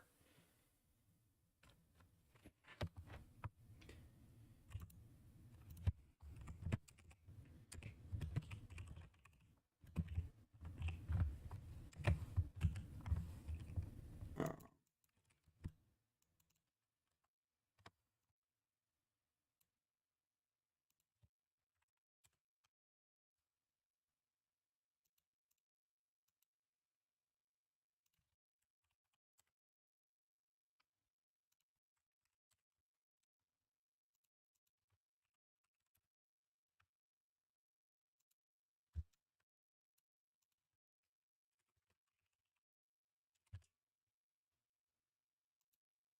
I know it's subtle, but that's so. Here's the reason this effect is so much stronger than Fritz's card theory. So let's say in my hand I have 5 cards, right? And my opponent has 5 cards. And every single one of these cards counteracts a card they have perfectly. We trade blow for blow. If I got a 6th card before they did, if I got a card after all that, and they have nothing, I have just straight up let's assume that's the winning card, then I win. This is why Pot of Greed is banned in Yu-Gi-Oh! Because draw is not a common part of Yu-Gi-Oh's playstyle. It is hard to get more cards, and also almost everything counteracts each other, and also there's no cost to Pot of Greed. It just gives you a card with no consequence or rules to that. Um, in this case, Jeremy's effect triggers specifically when he creates card advantage already. Just sending an opponent's card to the salvage and keeping your card in play, in theory, means you have the one-up over your opponent. And that's the entire theory of Bonnie's deck, is that each individual card is able to trade with an opponent's card or more. So giving you an extra free true card on top of that uh, is just making card theory even more extremely slanted in your favor. I'm just kind of quiet in these videos in general. Like, you might just have to turn the volume up. I turn up the volume in a lot of my videos when I'm recording them. Or when I'm editing them, I should say.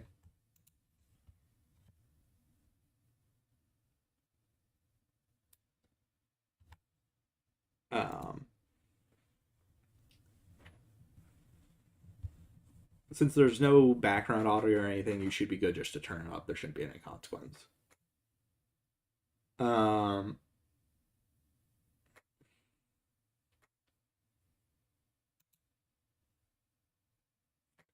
But that like I said, that's why I have to be a bit more precise when I do these kinds of changes and stuff.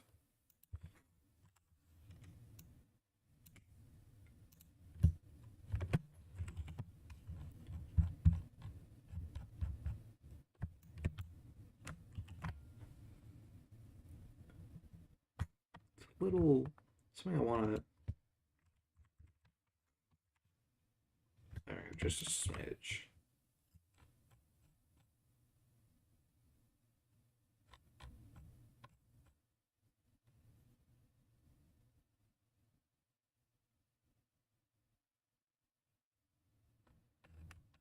Yeah, okay. I thought there was like clipping or something at the top, and I realized there wasn't.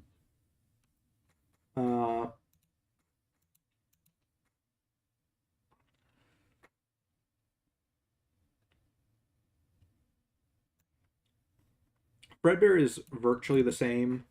I just added a clause that he couldn't be played unless there was more Golden Freddies or Fredbears in your salvage.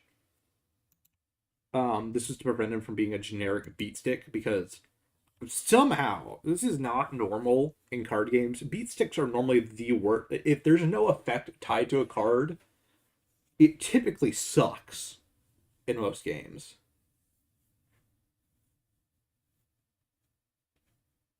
Uh,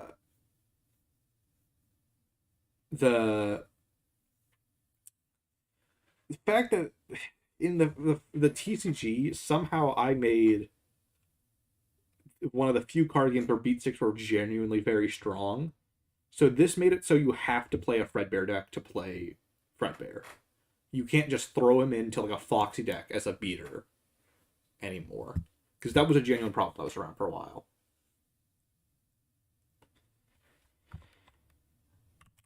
I was DD wrong, but Zor correct. That's weird.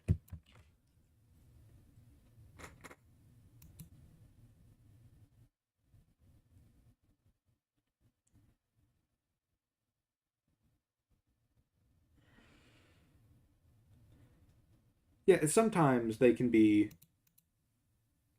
Sometimes beat sticks can be good, but it's not usual that they're like oppressively good. In this case, it was. If you could play a Fredbear turn one, it was genuinely intimidating and hard to play around.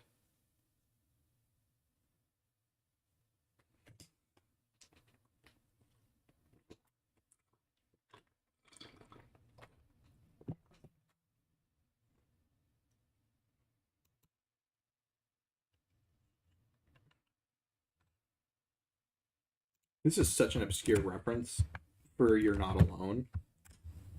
Maybe it's not. Make it a quote.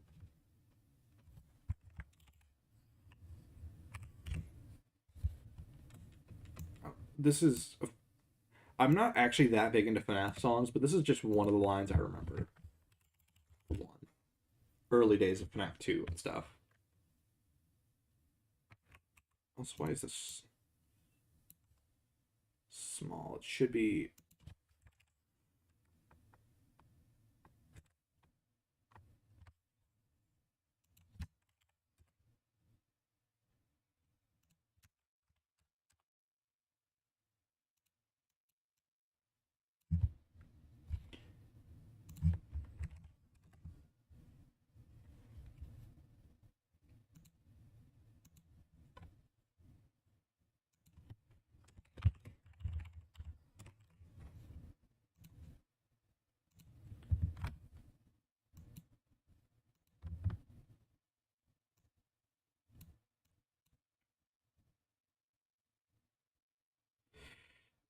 I'm gonna keep this the same. Putting in the scrap card would change how it's worded a little too much for me.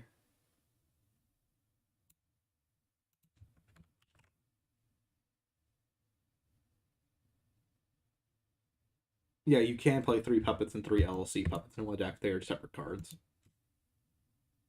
The LLCs are just new cards that happen to be related to the originals.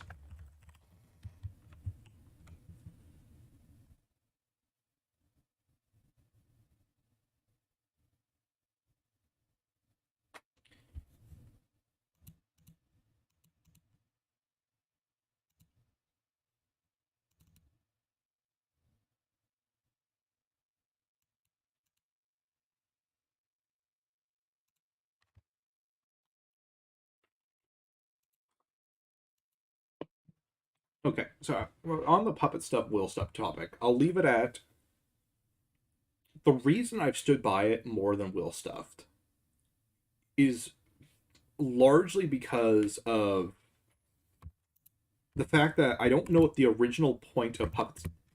I feel like it either had to be minor retconned or a Scott Con that it's like, oh, it never technically said they were stuffed. Something because I genuinely don't get what the point of puppet stuff of give gifts, give life was prior to, with the exception of puppet stuff. Because like, yeah, I know it's the failed happiest day thing, but that's never convinced me because that's not what give life means. It's quite the opposite. You are specifically taking life away from things to free it. The give afterlife thing just feels like it's trying to justify something rather than being the intended reason.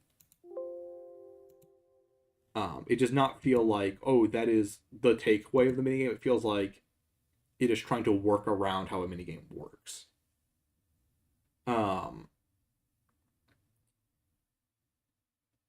If it was a change of direction, I kind of want that to be more blatant, because if Scott really did change things and clarify in each new game, we're kind of missing that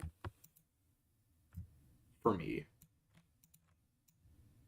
Like the clarification that this was the intent in the games is kind of there in Help Wanted if you stretch it with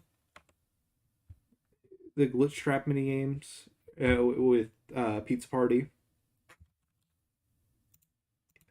but it's a little loose for me, especially when there's a lot of details of the actual stuff being changed for that mini game. Yeah, the giving control thing's also weird because that's a mechanic exclusive to the games in that case. That is something that only needs to be done in the game universe, strangely enough. Because that's not that wasn't needed in the novels, and that wasn't needed for other characters. Seemingly. So I don't get why.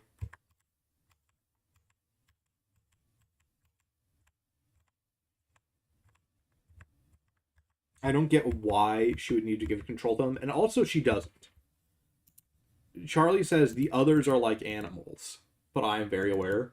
So the whole she's giving sentience to them thing doesn't seem to be a mechanical requirement unless, like I said, it was exclusive to the games as a and the original MCI kids for whatever reason. So that comes with its own question of why would she need to? Oh, Adorable Armon. I didn't even know you still had flavor text. I forgot I had. Oh, and what the? I did I not export the image? Okay. Oh, clean up around. Uh,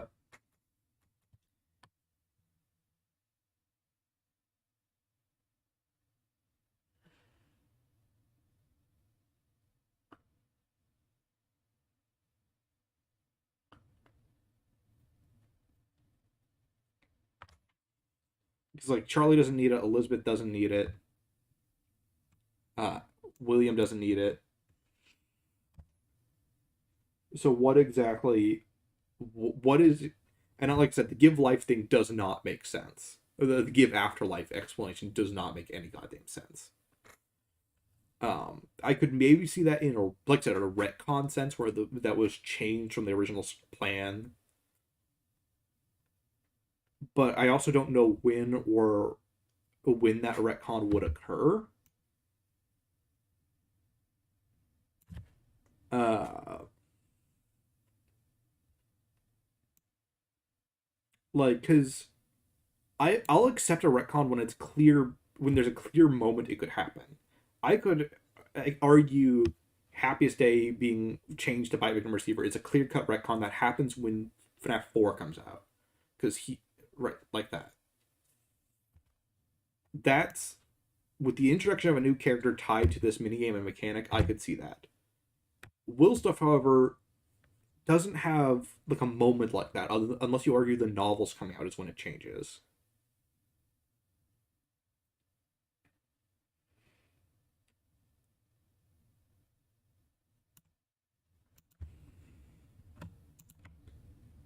Uh,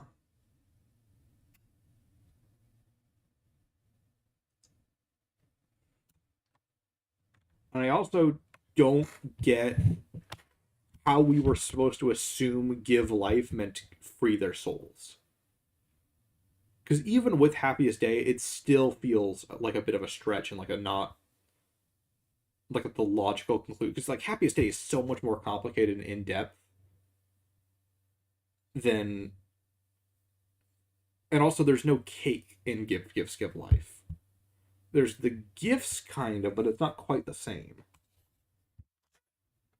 And also in Happiest Day, the golden spirit Fredbear is always there, which is the reverse of how it works in Give You a Skip a Life. So there's a lot of points that no matter how I cut it, seems weird. Because it's like, even if you argue give control, well, who the hell gave gifts give life for Charlie? She didn't need that.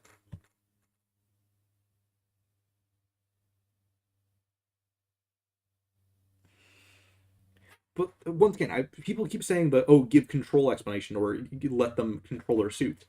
Why didn't Charlie, Elizabeth, and William need that then? None of them had that, to our knowledge.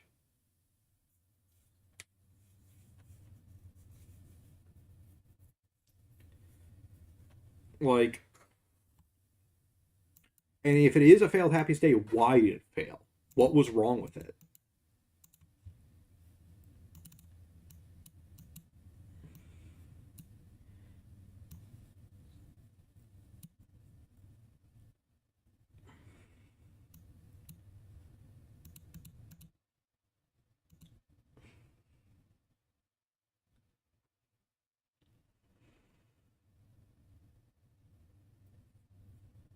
Like, it's. I'm yet to see a justification that fully feels like it irons things out and doesn't feel like a change that needs to exist. You know, there's I if it's the case, I just want it to be clear cut the case. if that makes sense. I can see it being the case. I can see it being this weird, jarring decision that's not explained super well.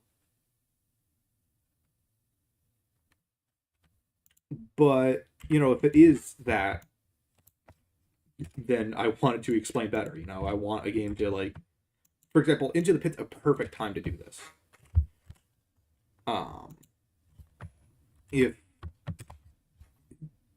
if not, though, if we see if there's nothing, because if the puppet's not there, then we're screwed for getting anywhere with that. Because the puppet was definitely there at some point. Because I mean, Charlie has to die at some location, and she needs to be she needs to die at some location, right? And she needs to be around the MCI kids long enough to have a specific established bond with them.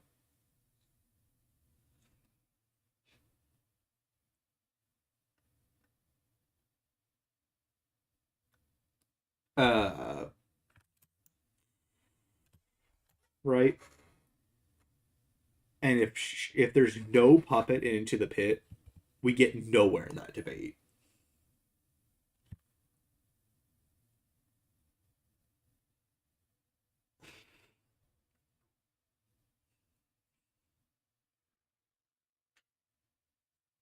Uh,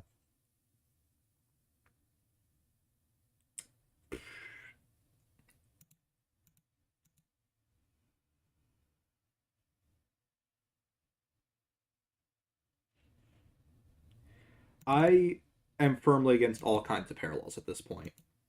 Pure blooded. The novels I will use for mechanics, and I will use Frights and Tales for mechanics at the bare minimum. Tales maybe a little bit more as time goes on. As we get more connections and stuff like that.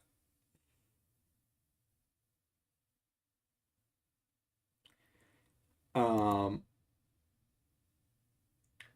but until then, I think the bare minimum we can look at is this is how these soul mechanics work. We'll think about how that works with the games. Because I find trying to tie characters to things is always a little arbitrary. Period. Like, I'm yet to find a version where it doesn't feel like there's some level of inconsistency of the rules.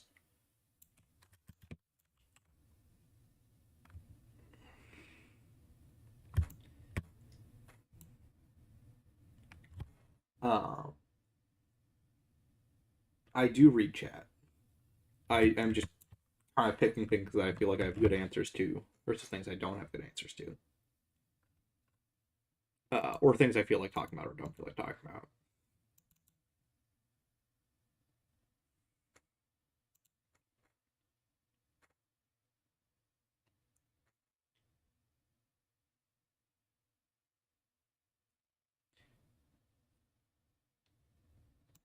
Because, like, and like the reason, part of why I said this is there is just some level of it being arbitrary. The novels do just kind of change things, and sometimes I'm not even sure why. Uh, like, I genuinely don't know why they couldn't have like adapted some things from the games. Like, I don't know why there's no Fazbear's Fright in the novels. I guess other than for time convenience, maybe. Uh,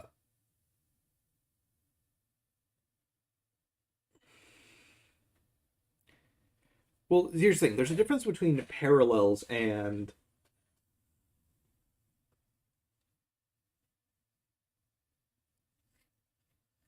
uh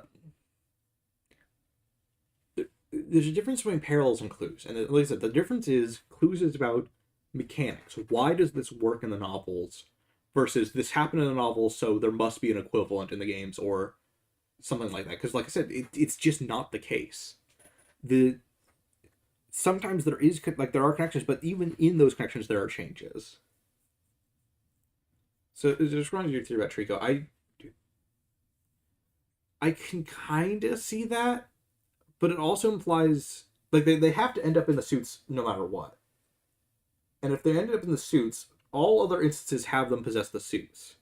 So either she stuffed them or she didn't. I don't see the like, oh, William stuffed them, but Charlie actually makes it all work and happen. Because once again, what is different about that?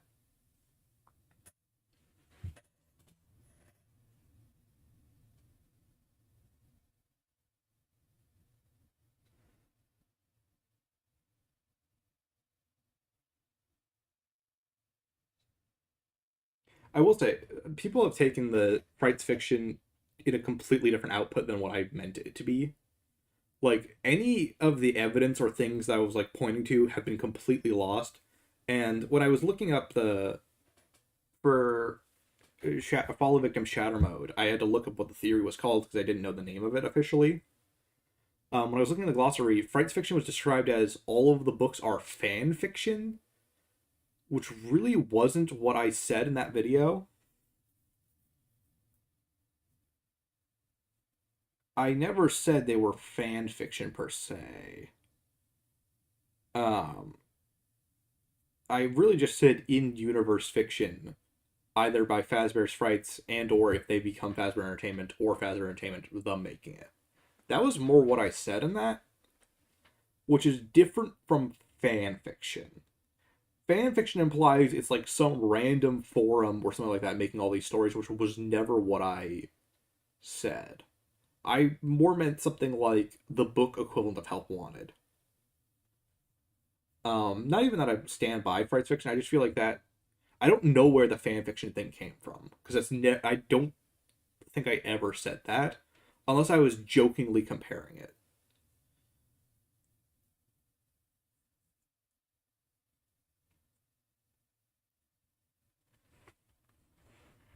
I might jokingly have compared it to fan fiction. I don't remember actually saying that's straight up what I thought they were.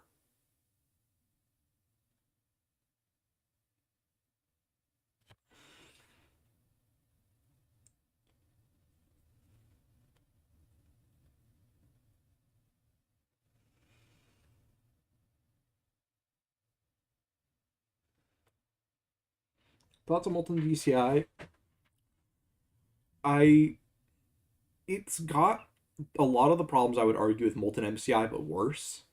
Like the fact that we never see the actual injection process or Afton acquiring any of those things.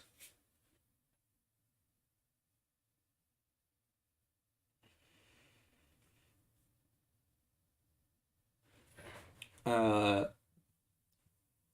like at least we see Afton dismantle the original animatronics and have to wonder why he did that. In the case of two, they give us a very specific reason that the toys were dismantled, and then we never see Afton interact with said reason. The reason they're dismantled is because they're blamed for malfunctions and stuff like that, and such, and that concept. Where if it was like someone overnight stole the parts of the animatronics and dismantled them, that would be very different because that raises the question of what happened to them. But that's not how it's explained to us. Um,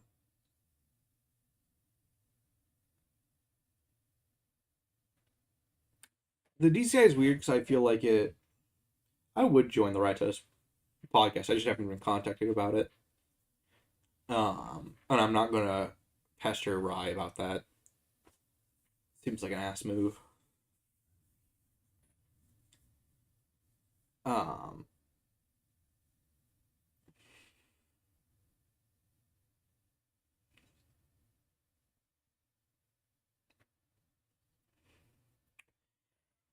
the DCI is weird. I feel like the best lore I can justify for it is that William was trying to repeat the experiment of the MCI and figure out if you can make it consistent. Um,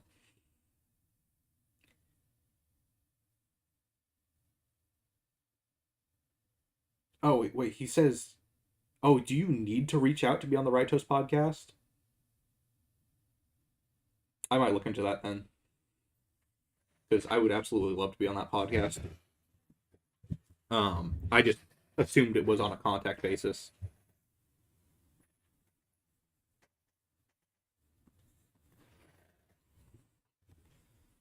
Um,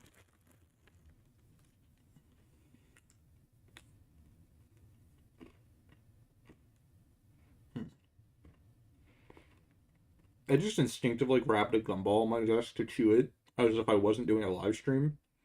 Now I'm realizing why this is a mistake.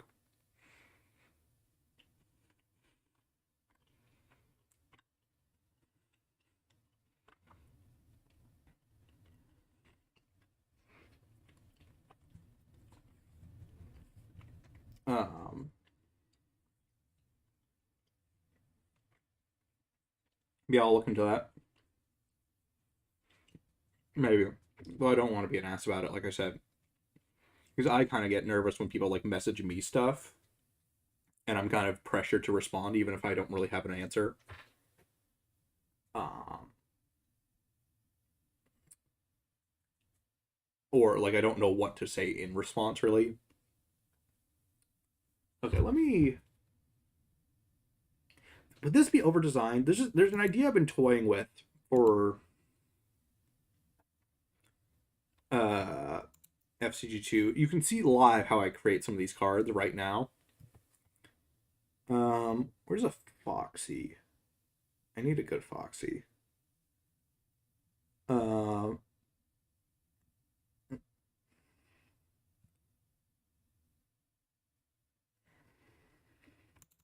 Jack of Moon will do.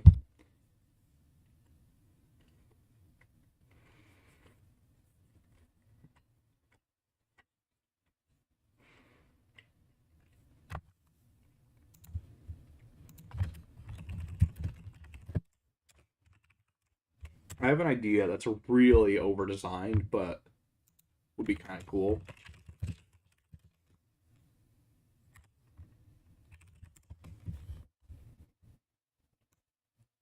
Uh,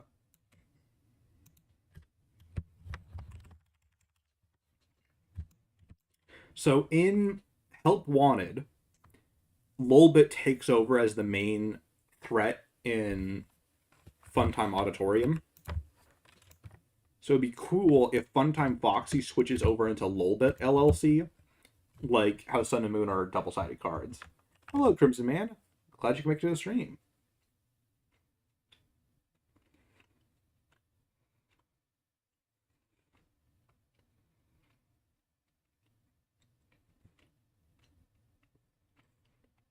So, like the two, but what do I do with that?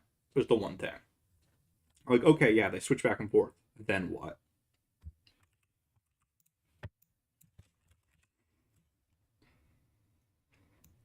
Um, because the original Funtime Foxy, I made the thing that it's basically Blitz from Digimon, where it's an end of the turn attack.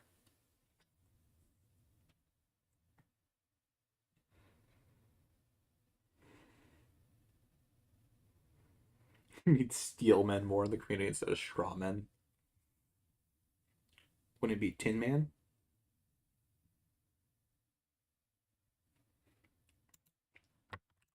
Um,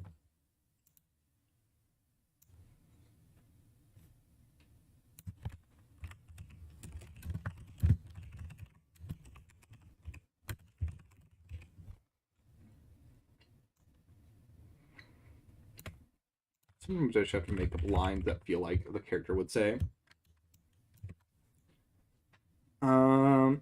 Right.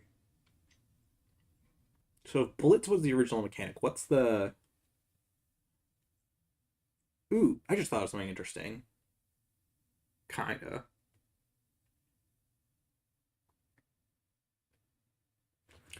So Lolbit would be more like a second life, where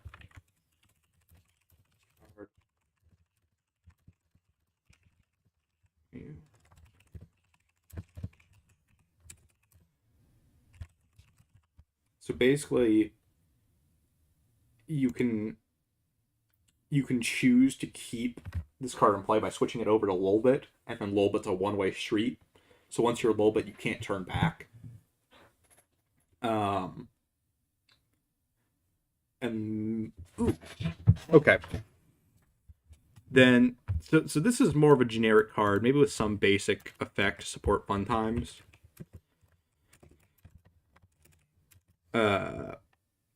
Like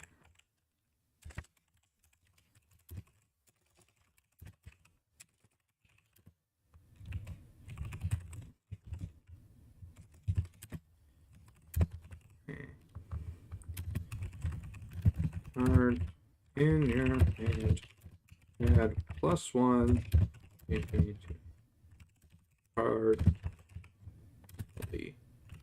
and your.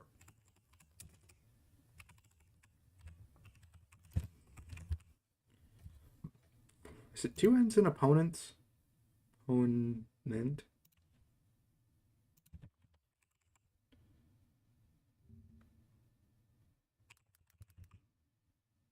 No, it is 1 end.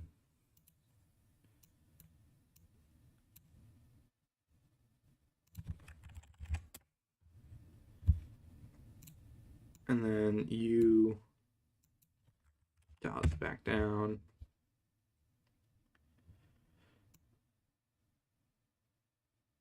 So yeah, this, and then shorten the gap a little bit.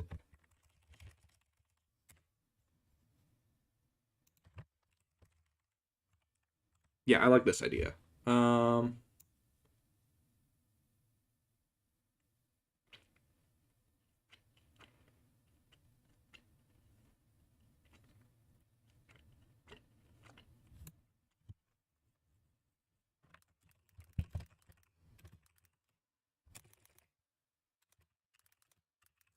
Let me see. Is there any good simple images of this character? Because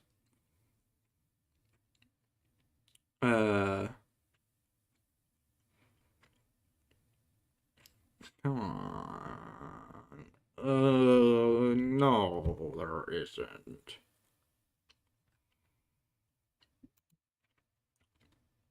Kind of is for a little bit. I like this actually. Okay.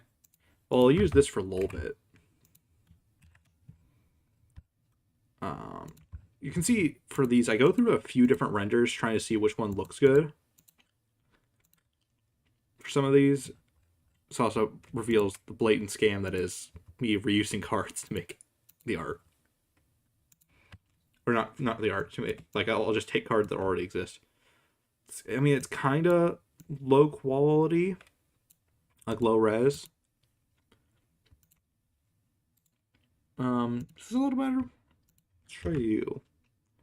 Like, getting official images of some of these characters is just not easy.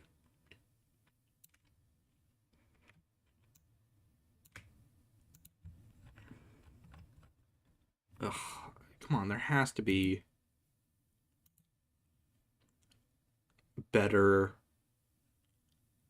images of these characters. Because I don't want to have to dig through, because I don't have help wanted.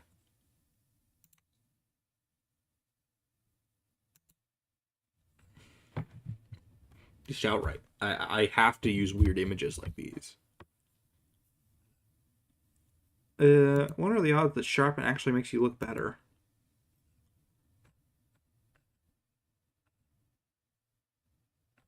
It doesn't. It never does. I mean, it's not that bad from a distance, to be honest.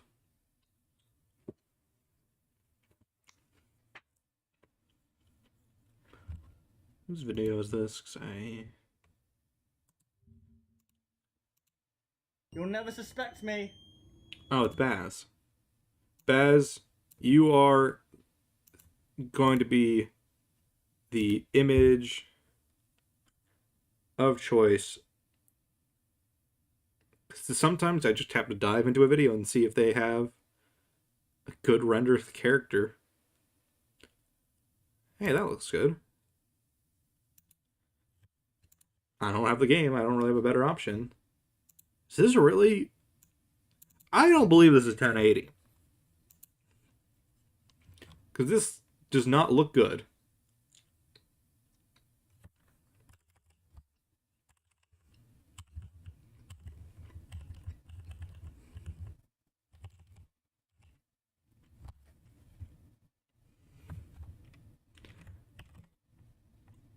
Okay, can I fit you into a card well?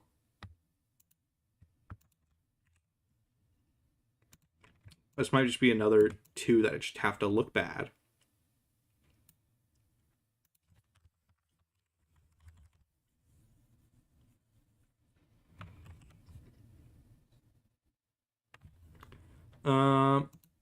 Okay.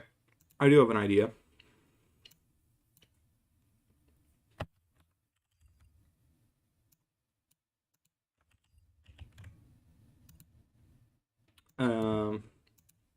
Let me close you for a second.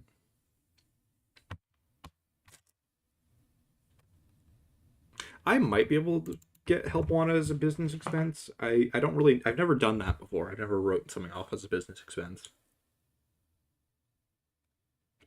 The MCI literally kind of needs to happen. No matter how you cut it, those stories need to come from somewhere. It's a pretty random story to make, and they happen in pretty much every continuity. So I would be shocked if Scott was willing to retcon the fundamental setup to the entire series.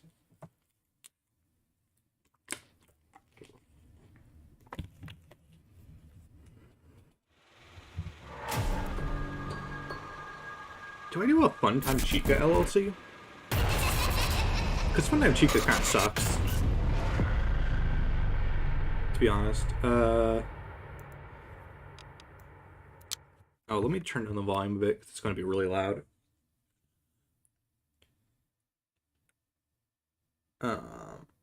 Yeah, FNaF 3 also needs the MCI to kind of happen to make any sense, because otherwise Springtrap appears out of thin air. And Springtrap is definitively canon as of FNaF 6, and FNaF 6 references security breach as a physical location, so that has to happen. Then FNaF 3 itself also references FNaF 2, which means FNaF 2 has to happen, and FNaF 2 is the direct setup to FNaF 1 at the end of the game, so FNaF 1 has to happen. And also, FNaF 3 references FNaF 1 and Follow Me, so it has to happen.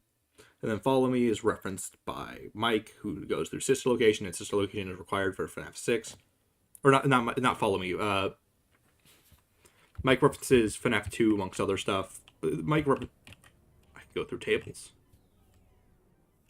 Only this table. Wait, what? What? Okay, I can go through chairs. Correction. Point is, everything's connected. Pretty much everything connects back to everything. Do I do a Bucket Bob LLC? That's so stupid. All right. We'll be in such location.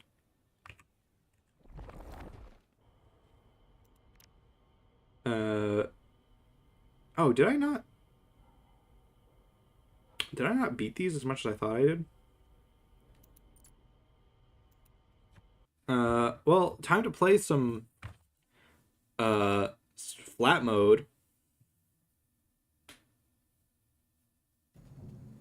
Can't wait for Bear Dancing from FNaF World Snow Area LLC. This rate we're getting there.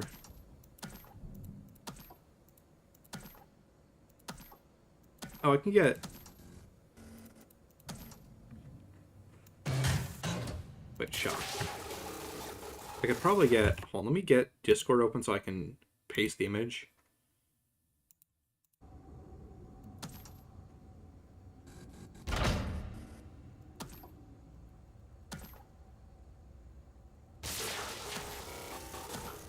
she not?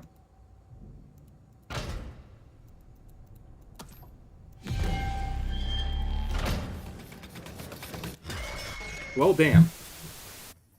Well, damn it. I was not paying attention.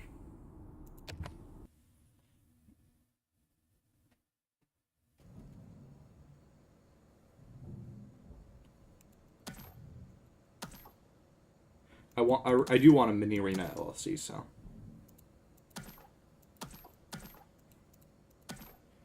But I want it to be one of the in-office ones because it's funnier.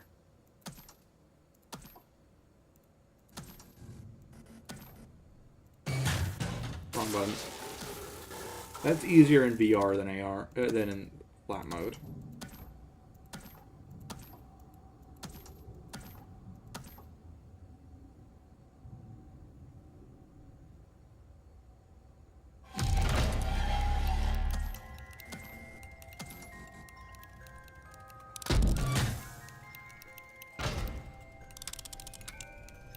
I didn't know you worked like that.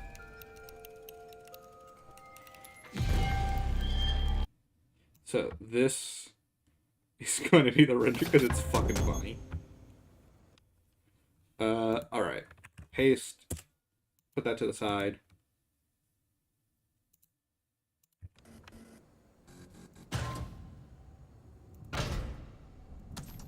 Where are you? Get out of here. Isn't this... Huh. No. No. And where are you? Damn it. Oh, is it throw? Throw. That's funny.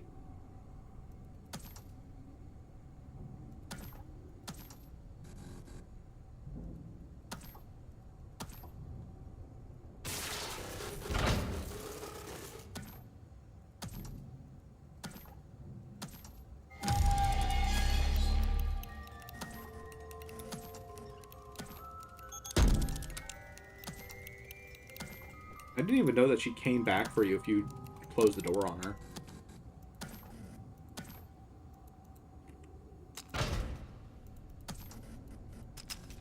Where the hell? Oh, God damn it.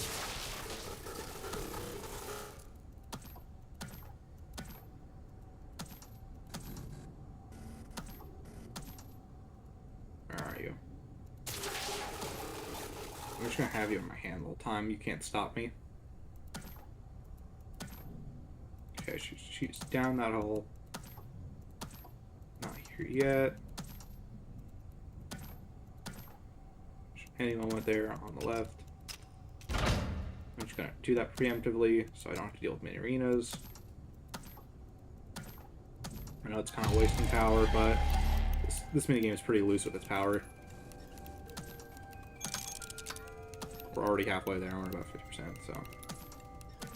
Granted, she is a little bit more annoying than Ballora is, or than Ennard is.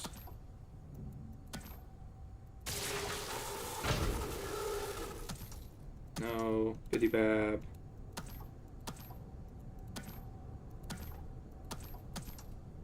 Alright. Oh yeah, I do need to complete this for Funtime Foxy.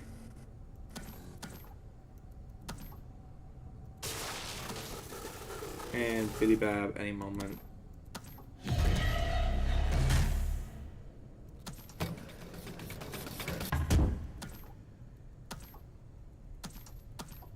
I wonder if I should just make LLC versions of all of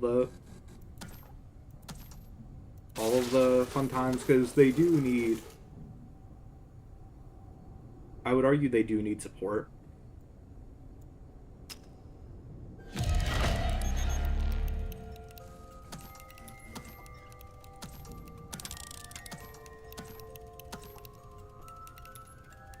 Really, all three of you?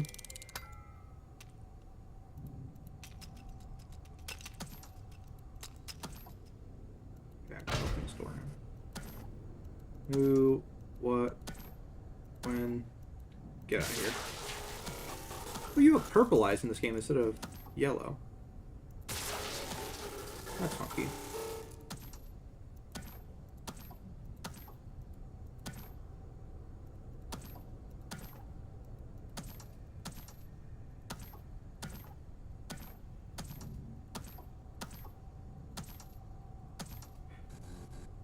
Okay, eventually on that side.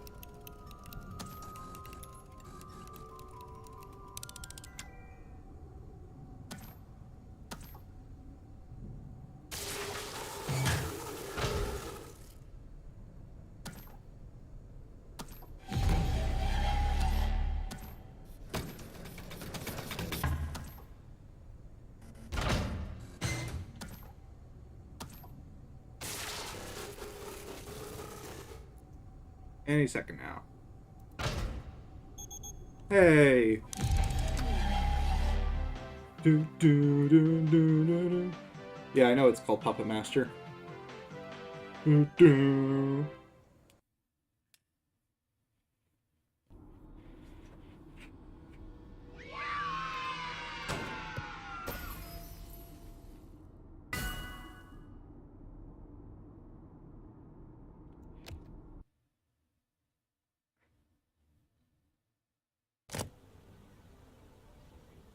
Something has changed.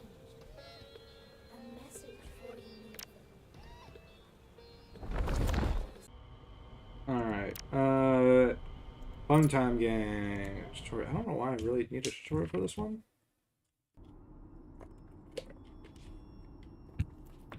Yeah, Bonbon.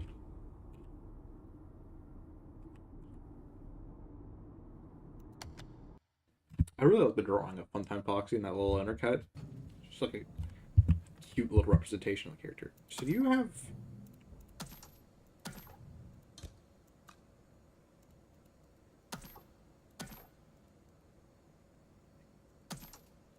I don't think I'll be able to get you mid-run. The Funtime Foxy actually runs pretty quickly in this. So this might be the render I go for. That or that render. So let's get both of these. So those are both good shots, even if they're low res. And they fit because they're camera feed footage. I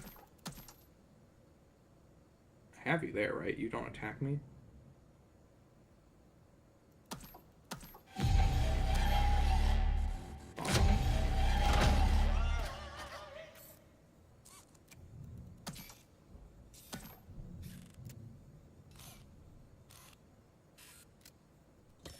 Oh, it's other side. That's right.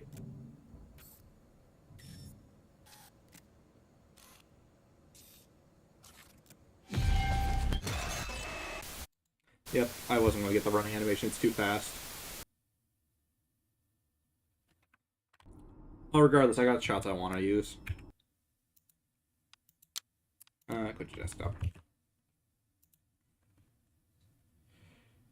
I said this earlier, I do not really do any parallels, I do clues. The idea of this is how mechanics work, this is why they work. Like, I stand by, one thing that Greybot really lacks is, it wasn't as simple as, oh, robots just got made in the novels.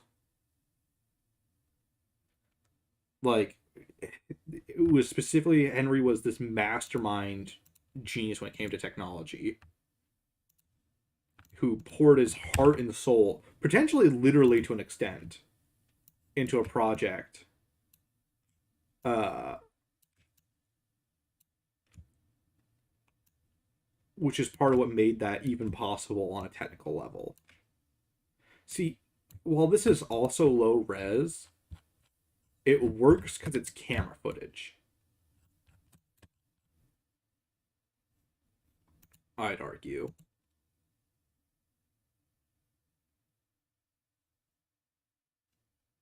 I kind of like. Let me see. How does this one look?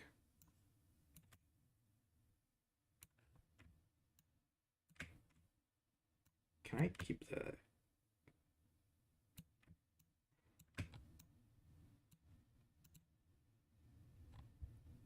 Fun. I can kind of line the two up.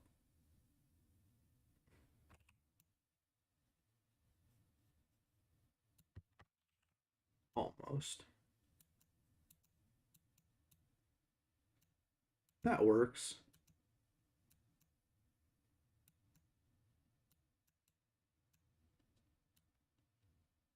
Yeah, I'll use that. Then we get. I'll shoot back up here.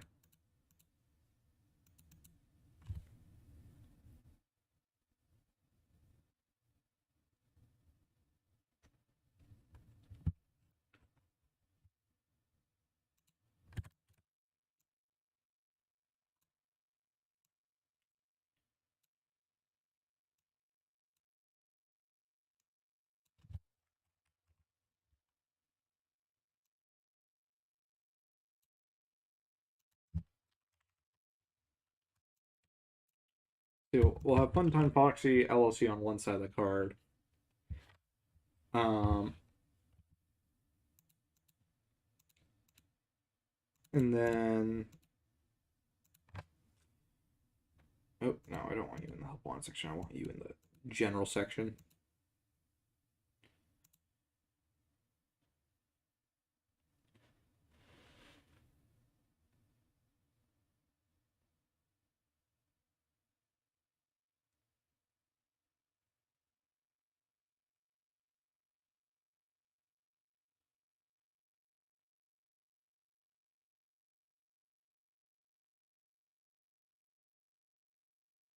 It does a lot of hope is weirdly existential.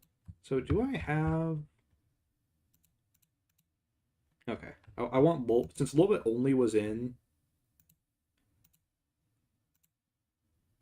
uh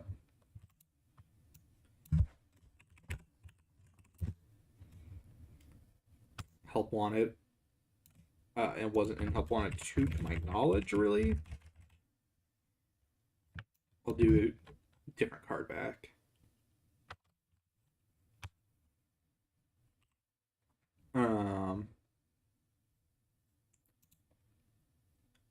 So there is no flip over for this one. What does this one do? What is? It's a little bit's kind of distracting. Has always been Lilbit's thing. You have the other animatronics running around. You have the static in uh you have the static. Oh, also that price of Funtime Foxy. Here, let me save this as Lilbit LC.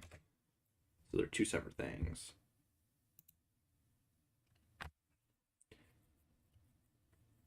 Um.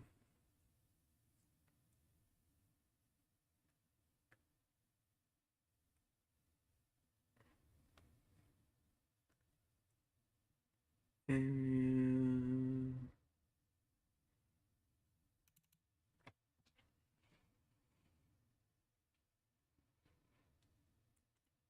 Reddit theorists, I mean, it's hit or miss. There's a reason I don't use r/FNaF theories anymore because it's such. There are so many repetitive thoughts there, in my opinion. It's like every time I would go there for a time I was going there consistently, it was constant same questions being asked, constant same discussions being had, and like if there was any recognizable users, they would almost always have the same takes and it would never change.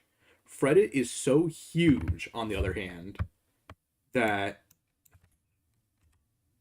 uh, I find it actually is interesting. that there's just so much. Actually, let me make this not.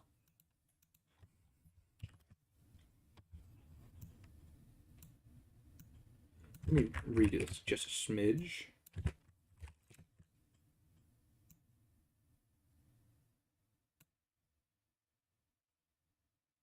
Um, it is a foxy, so I'd like if there were multiple counters you could place on it. But no, you can get Foxy counter. It can get counters from Foxy Go Go Go. I'm not worried about that now. Actually, now I think about it. I like Fret It just a little bit more because it has a lot of those same voices, but it also has a lot more of a mixed bag that represents the broader community a bit better.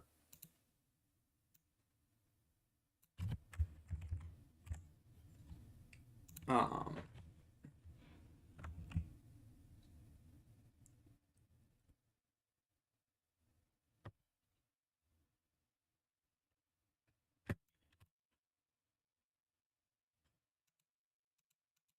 so yeah, I prefer Fret It over FNaF Theories. I wasn't enjoying any time I spent on r/FNaF Theories personally.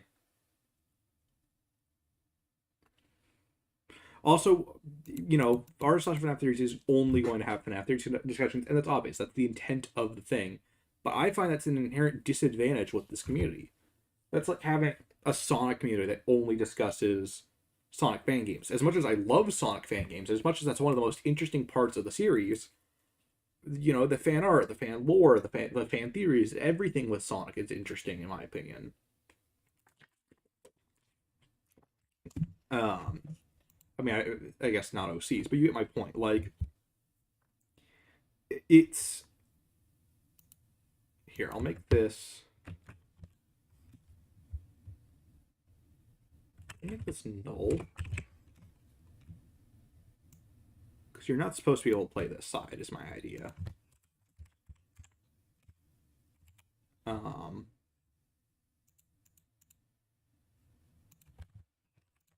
Yeah, right.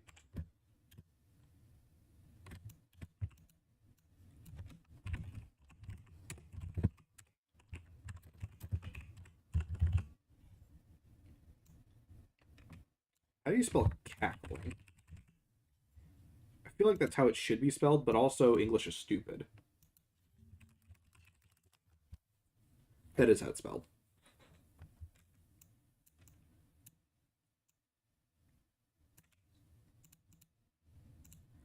Um,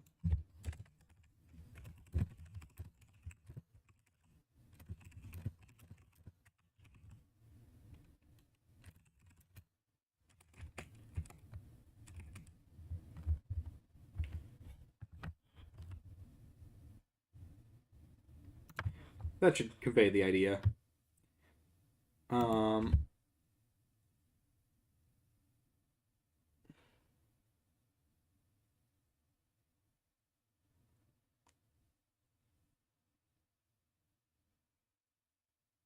uh, now what does this one do?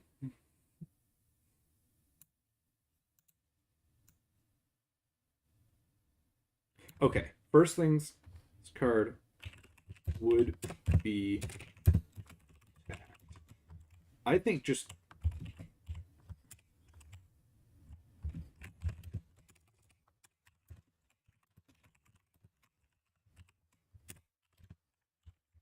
either's a little shorter than opponents, and hell, if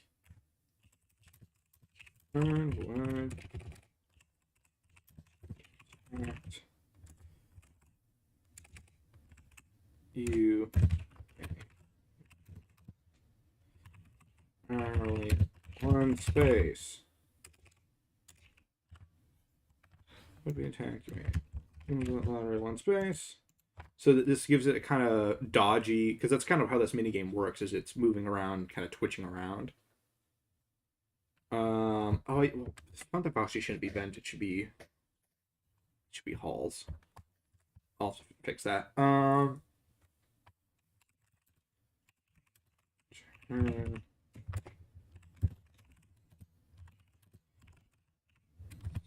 One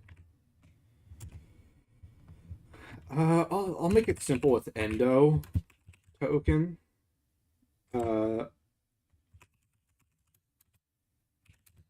having fun time.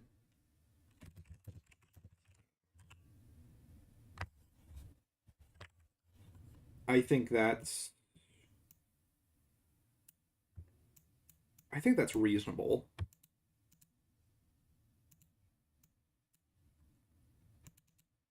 because it makes this a little bit kind of interesting and kind of, like I said, twitchy and hard to work with.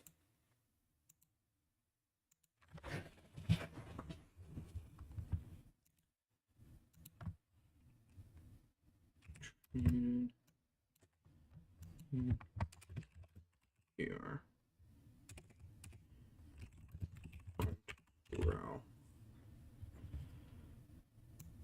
Um, then lower that.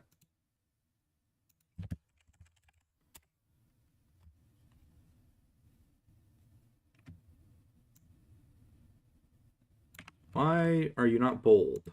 Sometimes it does that when I extend out the text. I don't exactly know what the what feature that is in Clip Studio causing that, or if it's just a bug.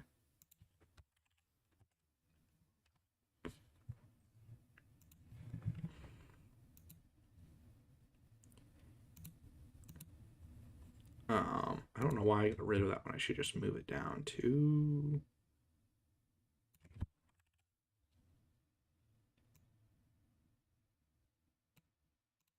Okay, we can. Shoop. Just shrink it. Add.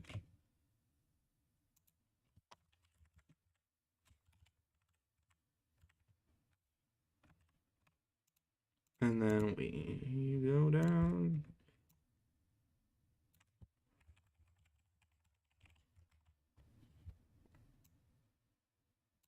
That's interesting, I think. And then get the front row. All right.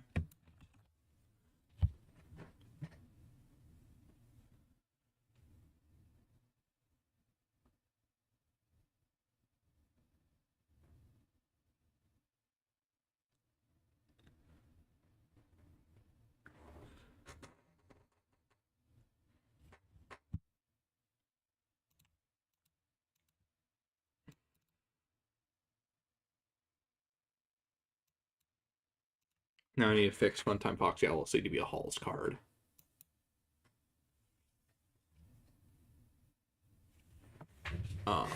I think this represents help wanted a little bit fairly well. The idea of it just twitching around and creating copies as it goes.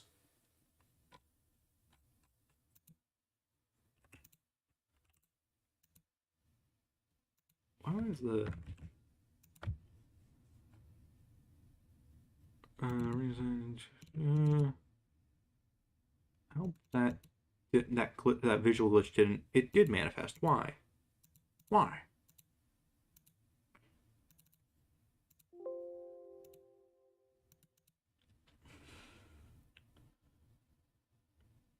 I do wonder if Matt Pat learning the lore was like a contract that he couldn't truly reveal lore.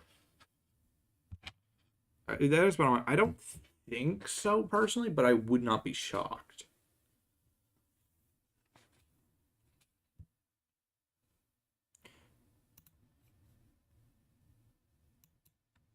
Now back to you.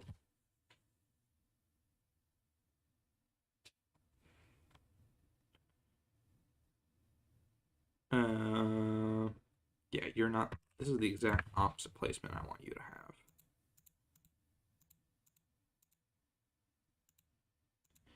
So yeah, we're basically trading the pseudo rush ability of Funtime Foxy for a more generic JP effect, with Lulbit being the real gimmick of this card. This makes this a really interesting card, honestly, in my opinion.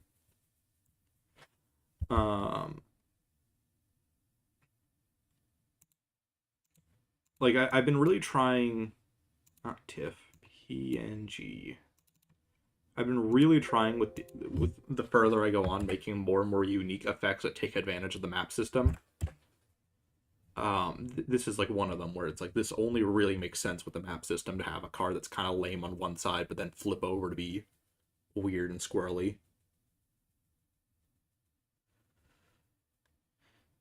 I am interested in Lorefly. Um, I would like.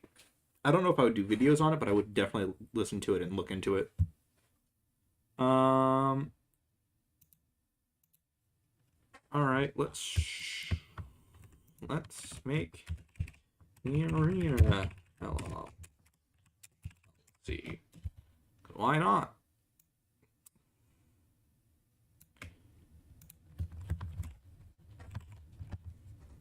Um. You know, most of the LLCs are more expensive versions of the cards. I think for Mini Arena, we got it undercut.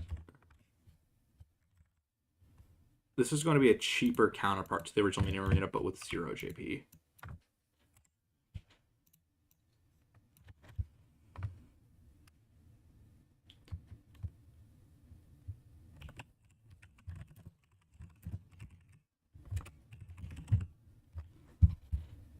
I don't know why that's the line in my head when I think of this, but this is the dialogue line. Before I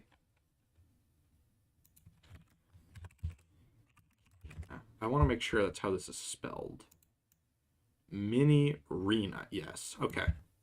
Sometimes I don't want to save a file name and then have to be wrong because that's a pain to. It's a pain to fix. And then I've got my screenshot over in Discord.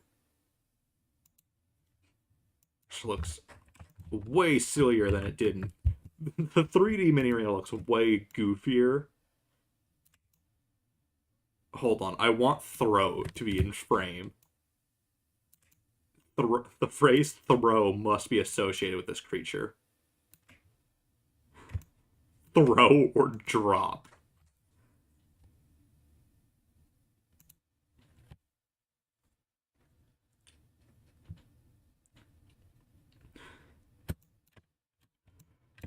Technically, I think you were. Was Mini Arena and Help Wanted 1 now that I'm thinking about it? What? Ballora was, I'm pretty sure. What was the mini game with Ballora and Help Wanted 1? Let me look that up. I don't know what the hell chat's talking about at this point. It seems like a lot of like repetitive nonsense.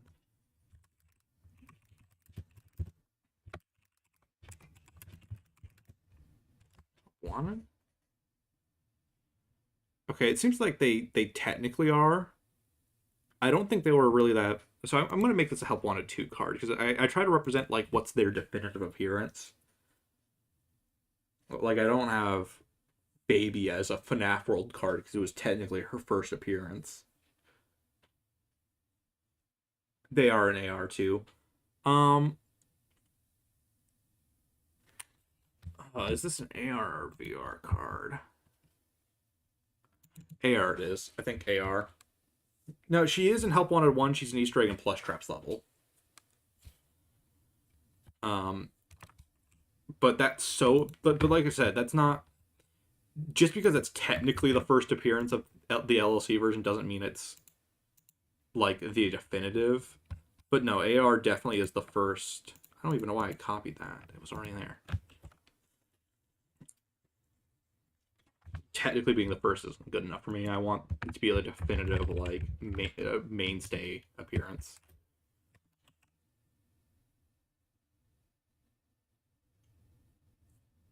They're an extremely obscure Easter egg in Plush Traps level. Here is someone's screenshot on Reddit. That doesn't count to me though. They might as well not be in. Um, and you are humanoid. But this is, I'm gonna base this more on Mini Arena 2. I think this is gonna be an Omni card. Um,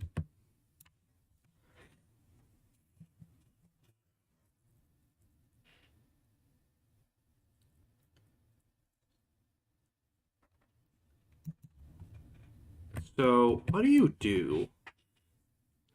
Well, for starters, you know, it's having fun time and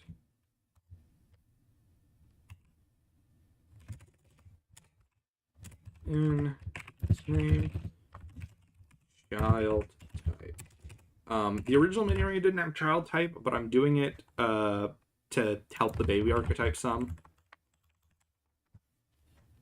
Though I want this to do a little bit more. So you drain power in 1, 2, so I could do that.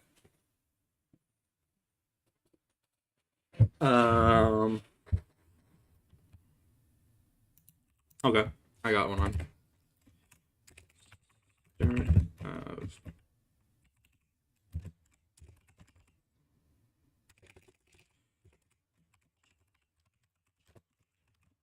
Turn. Control a card with both.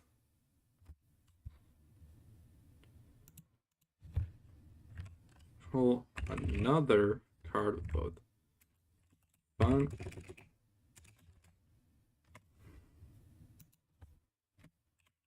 Fun time. And humanoid. So basically, this is a minor inconvenience, which is exactly how this archetype should work.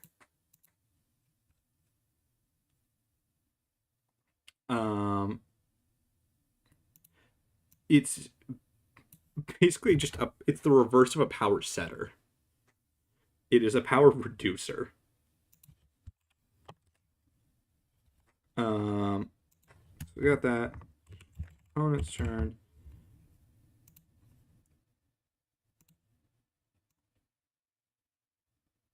I think that represents Mini Arena well.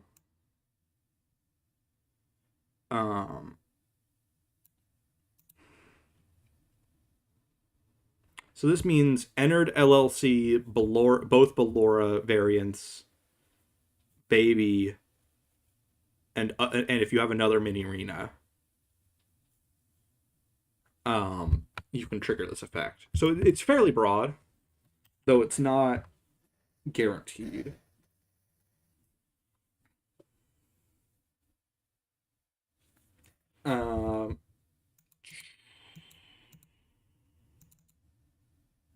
So that's going to be added. I have Ballora LLC. I've got Funtime Freddy LLC. I could do a fun. What do I do for Funtime Chica? Because she's always been hard to work with because her effects are kind of vague, or like her playstyle is a little vague. And also, that would be another Halls card for the Fun Times.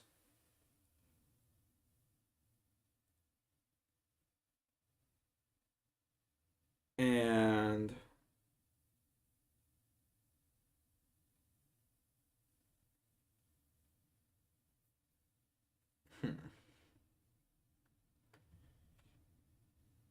I don't.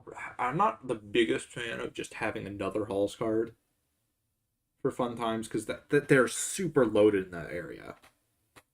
Same time, I don't know what else it would do. It's exactly how it plays in game. Like there is no other bit there. It's something this is kind of why the Bizarro characters were made this way. Um,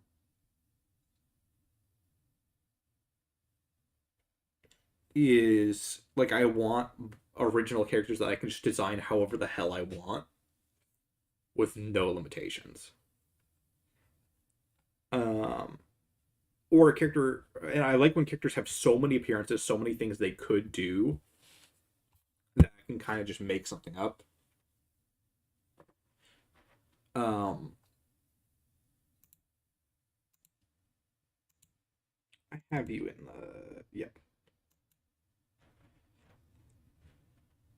A little bit.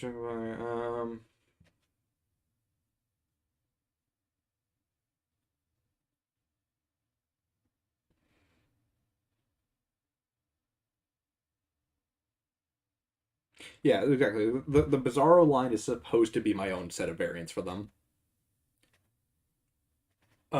So I can design them however the hell I want.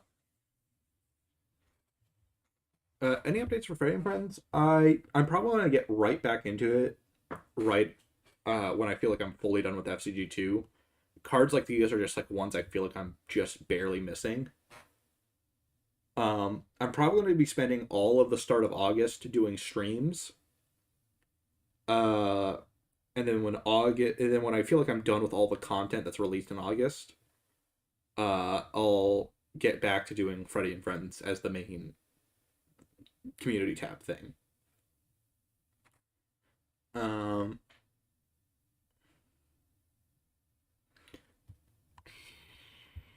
hmm. Is there anything I feel like I need to do for like another character who like that needs to be in? Because Funtime Chica's the only one that's like coming to mind right now. Oh, I wanted to do.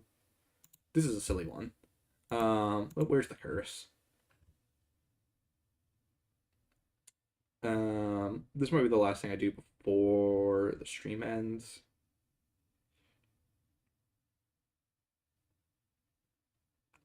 The the curse. I want to do Clown Trap. I have an effect in mind for him, and I think it's funny. So I mentioned the characters that are so broad and up to interpretation are fun. The curse is one of the examples of this. Um, the curse is just Springtrap for all intents and purposes, gameplay wise.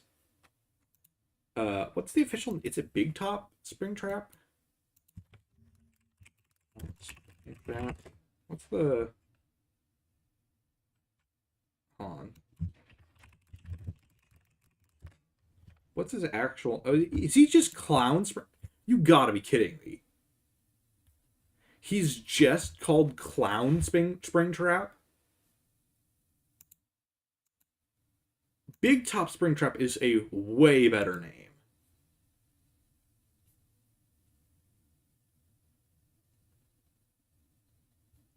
All right. Clown Springtrap.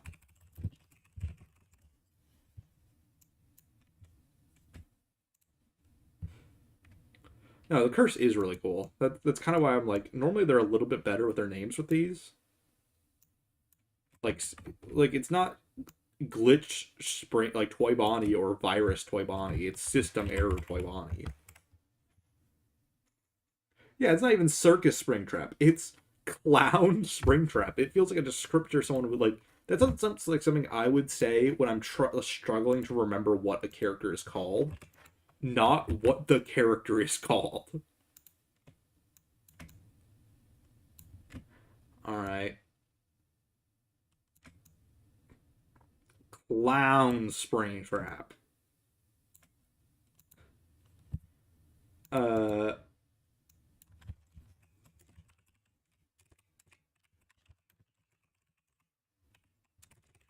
Springtrap.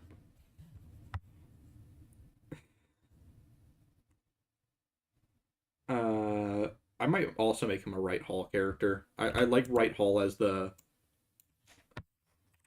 clown Springtrap. He's just called.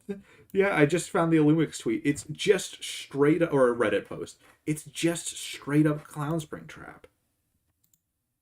Oh, this might be a better render for this. Might show a little bit more of his design off. If the res is good.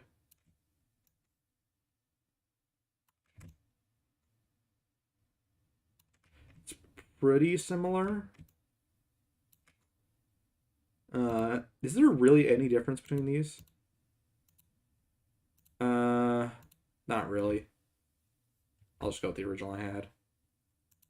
Actually, this one has fewer borders, I think.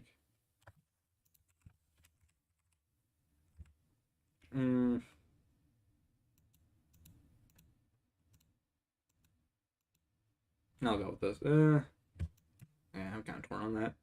All right. Does the lore have to be narratively satisfying? I wouldn't say so.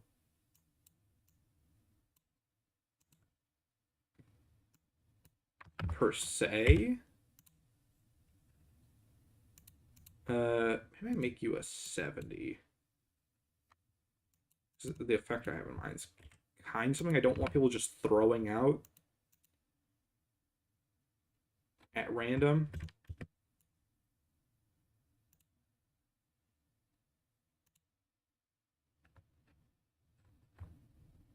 All right.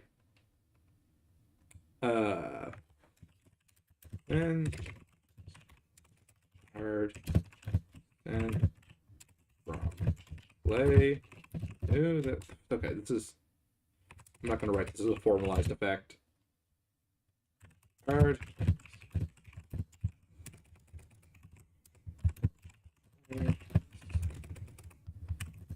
Knowledge. You can't play crap.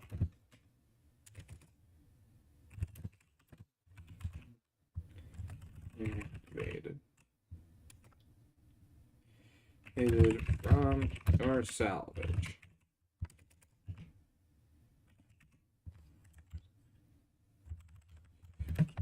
No cost from your salvage. So that's a good effect, right? Well, here's what's silly about this little guy. Actually, let me make him. What's the 4.3? Okay.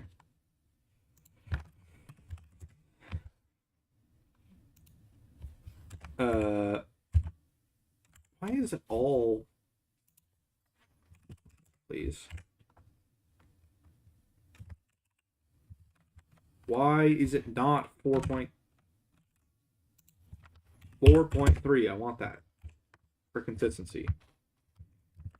You may grab this card and 2 cards with a combined play cost of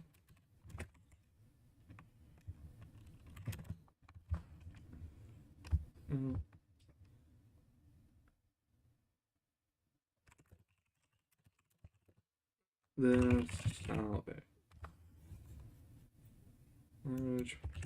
from the map to the salvage. All right. Basically, he clowns on them. This is inspired by. So I'm gonna make this no secret. The Afton archetype is just straight up inspired by Skull Greymon from the Digimon TCG, which is by far my favorite card from that card game. It is not good. Let me make that clear. That is not a good card. None of them are. None of the Skull Greymons are good cards. However, I love them. They're. I'll do a bit of a dive into them in a moment. But they are some of my favorite cards. Why are you What's with this text effect? Okay, so there's not going to be a. I'll make this an italics, so it's a little different.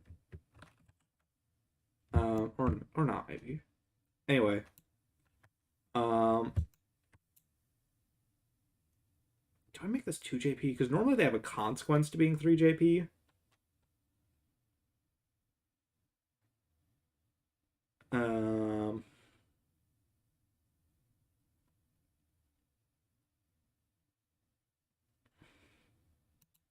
Maybe I'll make this 2JP to kind of hold them back a little bit.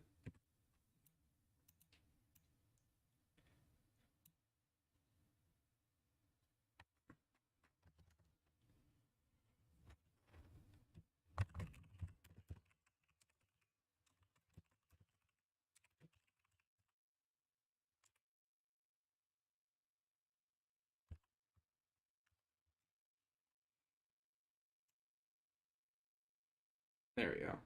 What the hell is with the bold thing? I have that text bold for a reason. Oh, okay. This is a Clown Springtrap. He basically has the option to self KO to take down weaker cards.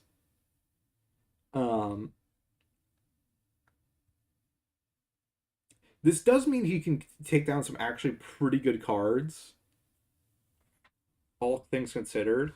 Maybe I'll lower to 60%. Because that means it's like a security guard and one low level card, or like a one Freddy and some like a 0 cost card. And that's not 4.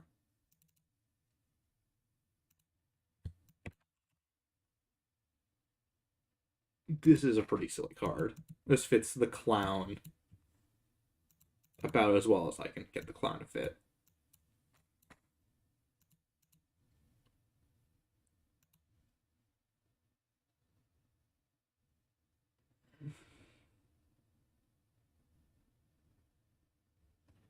All I can see in chat is mimic, mimic, mimic, mimic.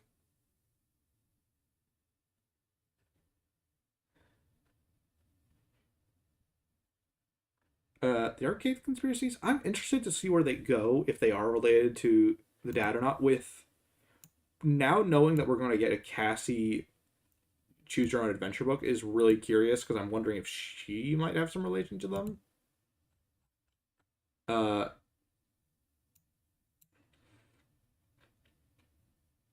Here, let me Greymon TCP. All right, let me show off some of the inspirations. So this is straight up how this is just outright one-to-one basically how let me find it. Redesign TC folder.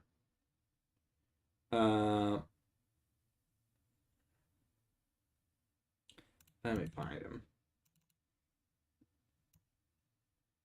Find the difference between those pictures. There's no difference between the pictures. So yeah, when this card attacks, send it to the salvage after, or delete this Digimon, and then you play a will or trap other than after the Springtrap for a reduced cost. 50% I would say is pretty comparable to 8 cost in Digimon. Digimon expects you to kind of cheat out costs more. And now Clown Springtrap is straight up this guy. Or here's a better image. By deleting one of your Digimon, delete 2 of your opponent's Digimon with 5,000 DP or less. Then you may play 1 purple, red, or level 3 Digimon from your salvage. Very similar premise here. I'm not trying to consistently plagiarize every single Skull Greymon. This one's a similar idea, but it's executed a little differently. But I love those cards, so having equivalent cards is really fun to me.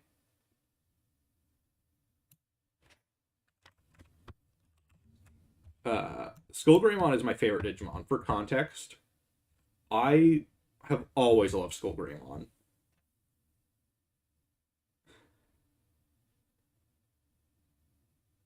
This is what this form is canonically is a little weird because the anime made it the evil alternate form of Greymon, where it's like if you abuse Agumon and Greymon too much, they malform into this instead of Metal Greymon. But uh manga wise or not manga, but like canon wise, it's just another version of Greymon, but a little darker and edgier. Sometimes it's not even evil. Sometimes it's just an alternate version of Greymon. Yeah, they made it into the bad evolution into the anime. Uh,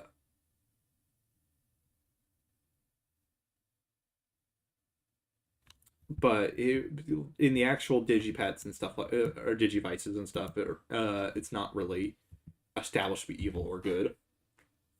And in some of the games, it's not evil at all. It's just once again another form you can find. Uh,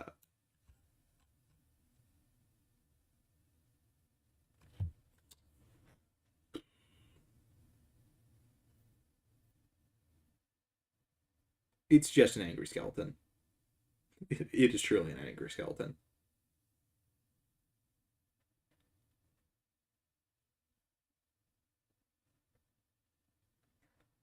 Uh, is there any other?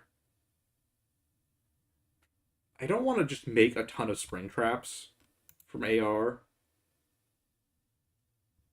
Um, Bonnie also needs no more support at this point. I I don't think Bonnie's going to need support for a while.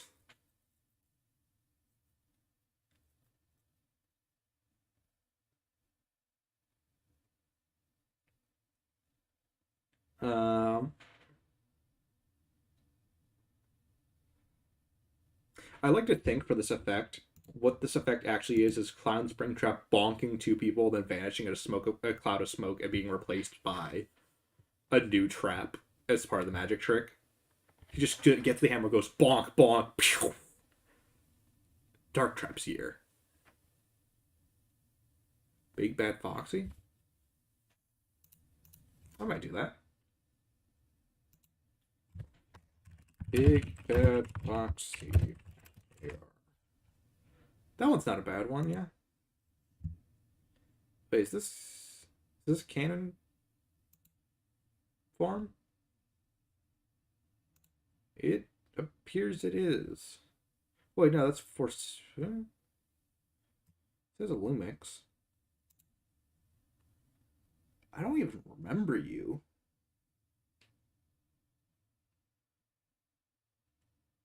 I feel like this would have to be a double-sided card if I did it.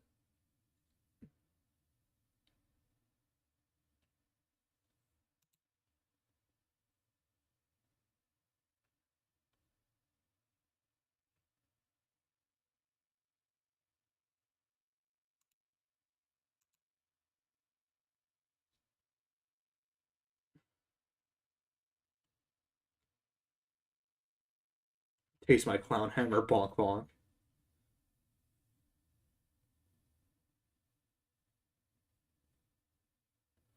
Um, I'm a little unsure how to do this one.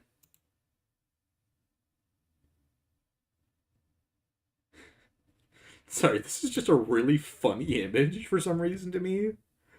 Just this Foxy in his wolf persona loaded with Faz coins right behind him.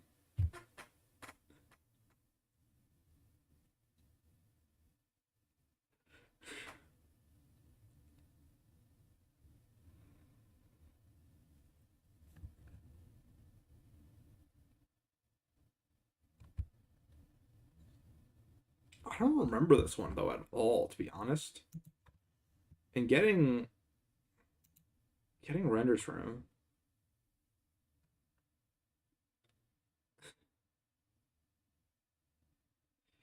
Foxy was the true Twisted Wolf all along. Grandma Fox, my log. I. Hmm.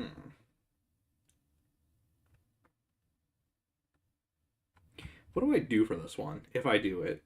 This one might be a little weird to adapt.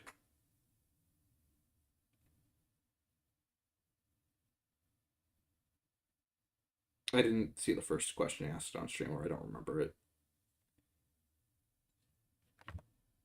Because art-wise, it's kind of hard to represent the two different forms.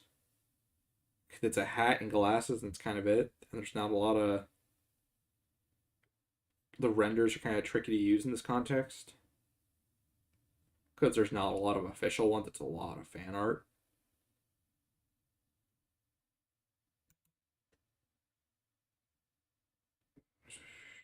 Uh,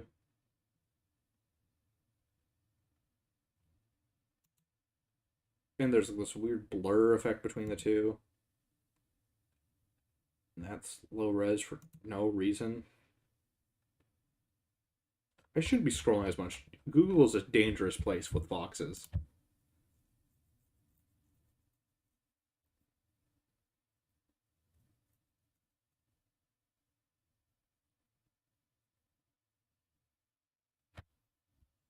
Uh,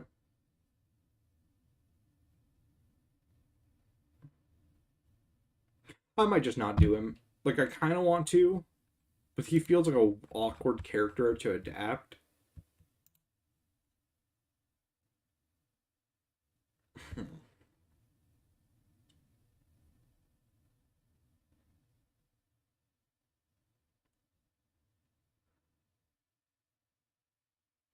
thinking about it. I'm trying to think of ideas for what I would do with him.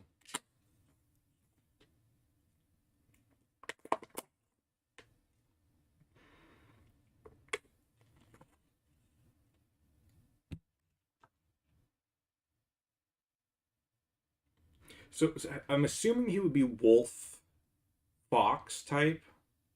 He would be a dual type character. He I'm assuming he would do something with JP counters.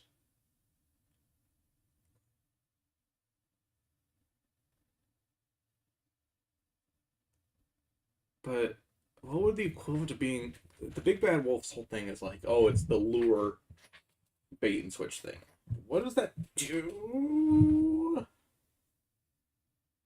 Gameplay wise, what is luring and misdirecting in a card game?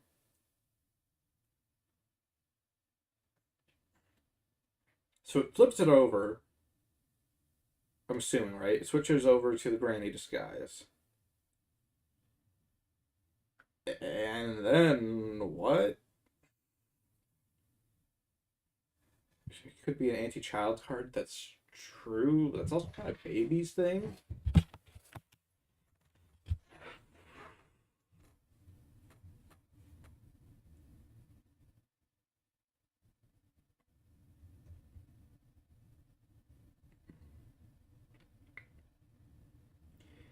Maybe you start with the grandma, and then something is like a progress meter to build up JP counters, and then you can switch the two, but like the big bad wolf is on a timer for like suspicion, I guess, and removes counters every time it does something. So your goal is to build up a ton of counters as grandma and then switch over to the big bad wolf. And then try to be efficient. And then when the big bad wolf dies, it just dies. He could pretend to be another card. That would be another interesting thing, but that's basically just the mimic at that point.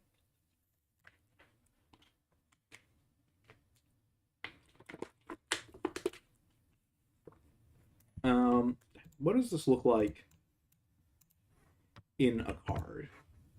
Before I, because if this is low res and this is the only official render of the character, that looks pretty fine. And then the other side would be, yeah. So it would be this for one, and then this for the other. All right, I'm doing it. We're we're locking in. Uh, big bad foxy grandma mode. That's so stupid. I'm doing a little too many double-sided cards, but they're so fun. Big bad fox. See grandma mode.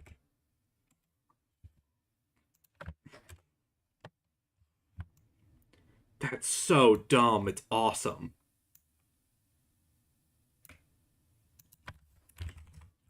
Then like 40%, I would say. This is a really weird card. And I need a better yellow. I need the updated yellow.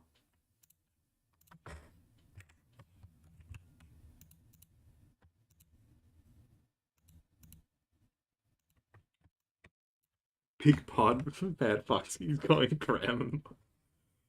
It's big bad foxy grandma mode.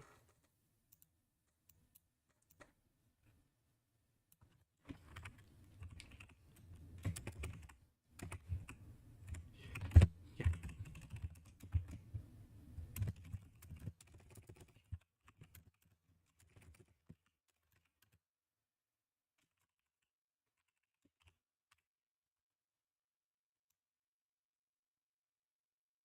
Or should I? That's not as funny. Uh,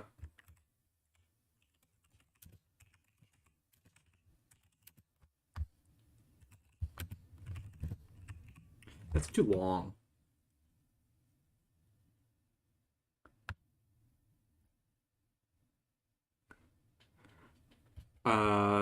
I'll keep it at that for now. If anyone has a better suggestion for the flavor text, and then fox humanoid, I guess.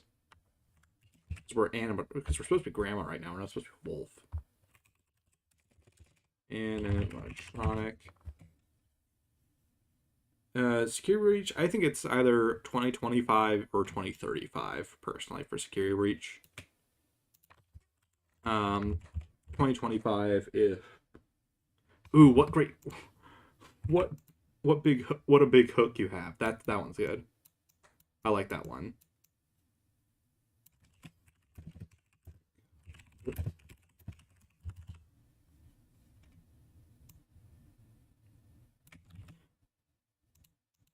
And that's exclusive to the grandma side because that's Red Riding Red Riding Hood is supposed to be asking it to the grandma. So that works. I don't even know. Does this one even have a hook? It does. Okay. Good. Bit still works. I'll make this a left haul card because this is pretty wacky.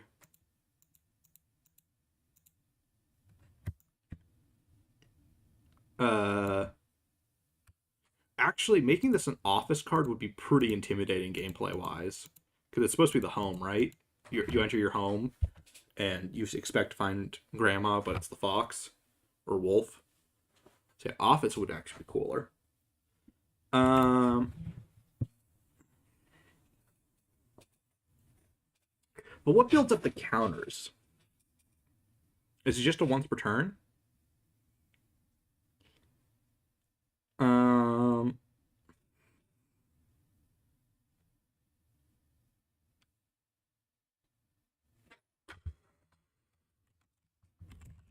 once per turn.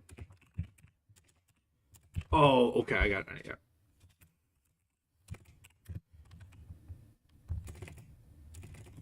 Add a cookie counter. This card.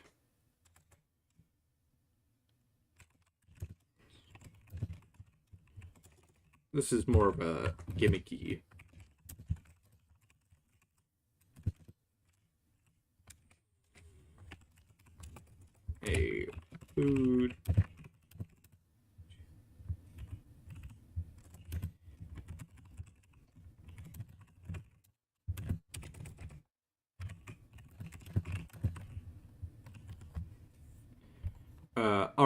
So here's my vision, right?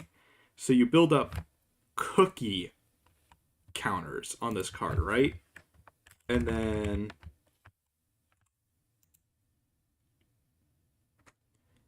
uh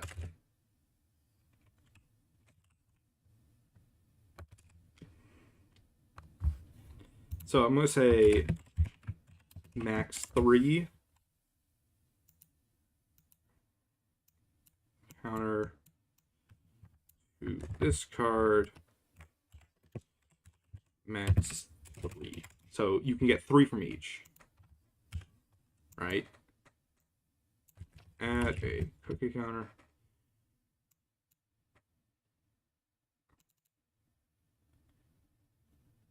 This card, and then increase this just to 5. Maybe a little more. Right? And then we shrink. So it has 2 sources to build up. Maybe I'll make this 4, because we're assuming you're not going to be playing many food cards in. Let me make this 5. All right. We're assuming you're not going to be spending many. Half dozen. Full tray of large cookies. So you can, if you're playing this weird jank deck, you can push this further, but we're going to assume you're not. Alright. Or may.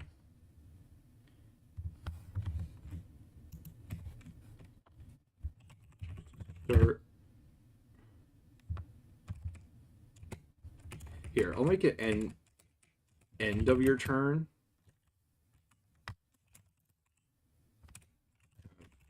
Turn.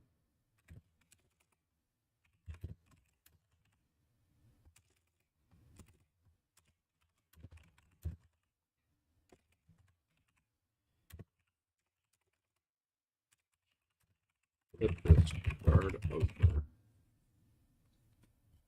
Right? So you have the chance at the end of your turn to flip it over.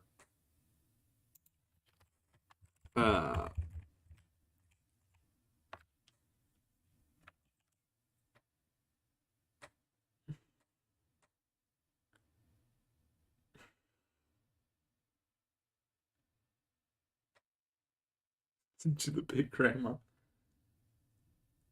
Okay. So, right, you build up your cookies, and then Big Bad Foxy Wolf mode will turn all cookie counters into +1 JP counters. And then when he reaches 0 counters, he sends himself to the salvage. This is the stupidest card I think I've ever made.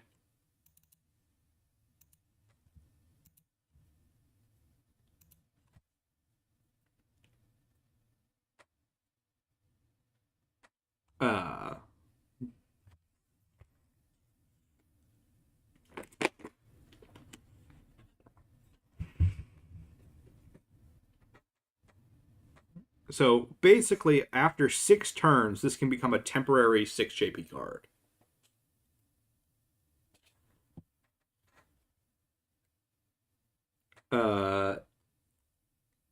All right.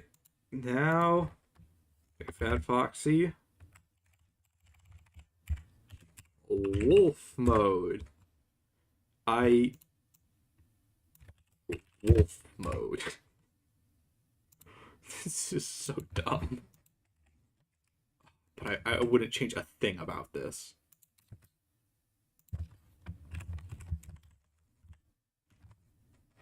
Can I fit that on one line? That's really small, though, if I fit it on one line.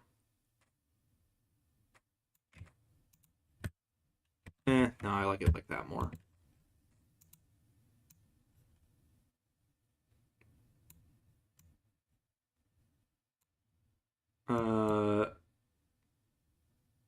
Okay, I'm gonna keep it 0 JP.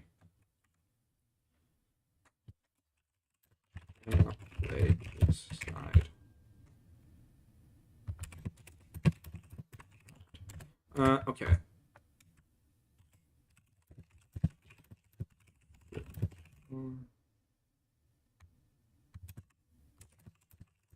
Side.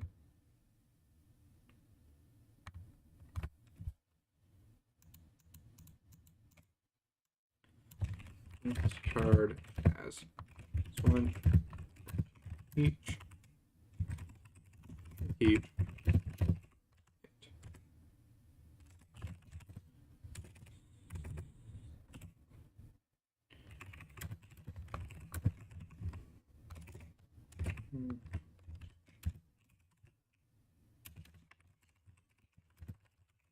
Counter from this card.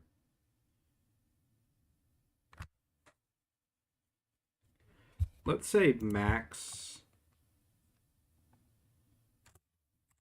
I'm going to put a max on that effect. Max 5.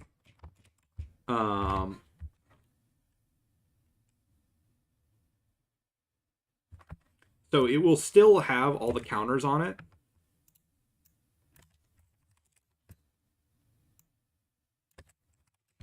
It just can't increase its JP beyond 5 because 9 JP is ridiculous.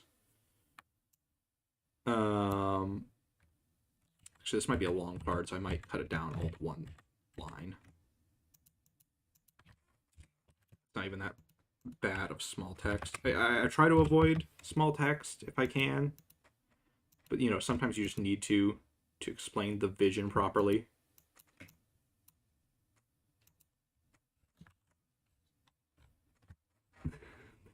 That sounds so pretentious. The vision of the big bad wolf Foxy. Counter from this card.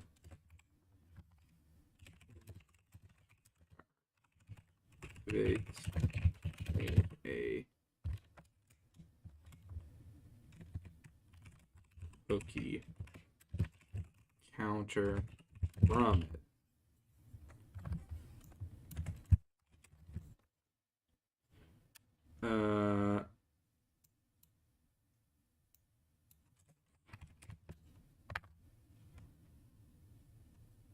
Okay, so I can then say increase you to a.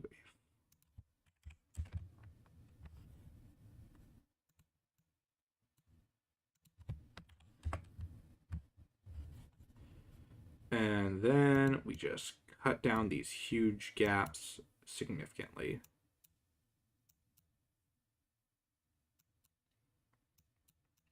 I stand by. This is the stupidest card in the game.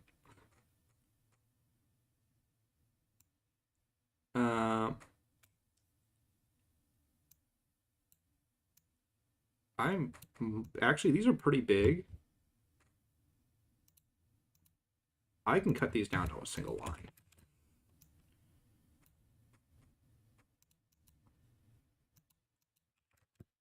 I don't even need these to be like that.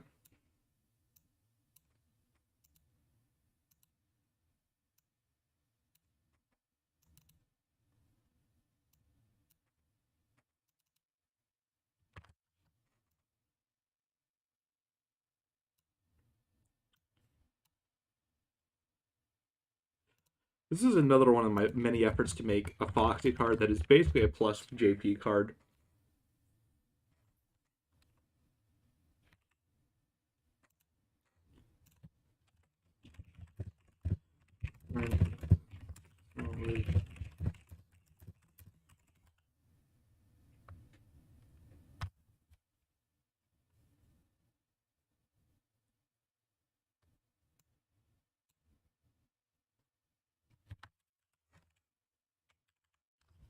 I might do. Hold on, I just realized this is an office card, so max 4 sounds better to me.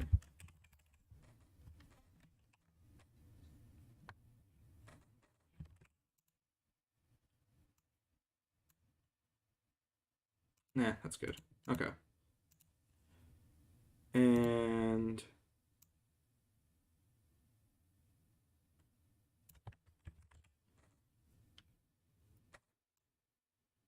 can't believe we got a 4-hour stream out of this. I also can't believe it's been 4 hours.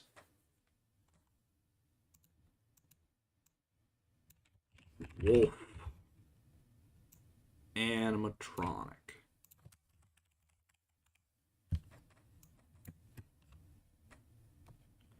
And then null. You cannot play this side. This also means it's immune to play cost targeting effects, which I think is good. If you get this far, what's the flavor text of this one?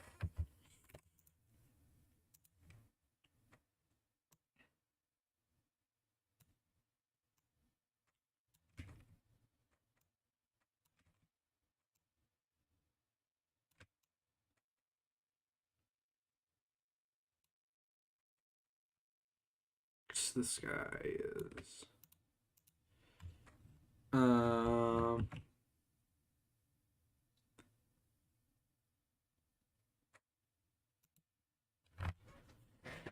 it's probably gonna be the last thing I do.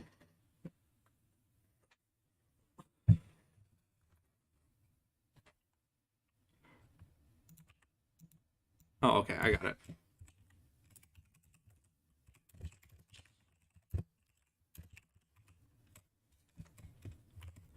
Perfect for slashing you with.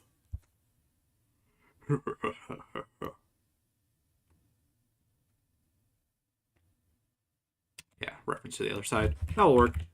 Alright. Last card of the stream. I think I've done a lot today for cards.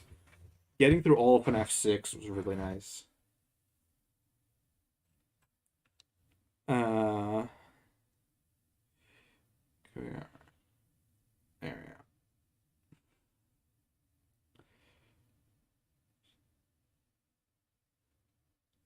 Oh, is it all the better? I'll change it because that's better.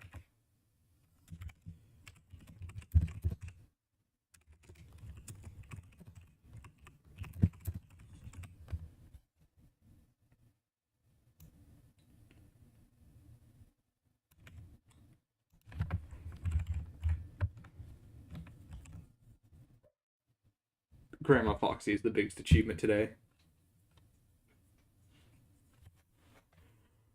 Oh, this game is stupid. I love fucking with Tito, my friend who also moderates the Discord and sometimes on the streams, because he only loosely follows the TCG. Most of what he learns about it is from me explaining it to him. So him having to explain Big Bad Foxy to him is going to be a highlight of the next time I see him. Tootsy's dog is the mimic. This card will break the meta. The scary thing is that this is actually a pretty good card. It's kind of hard to play and it's a bit of a one-way road.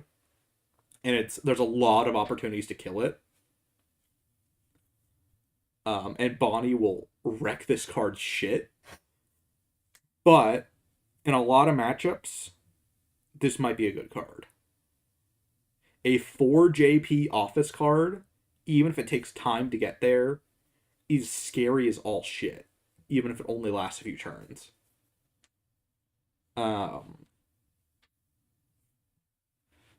Anyway, I think that's all.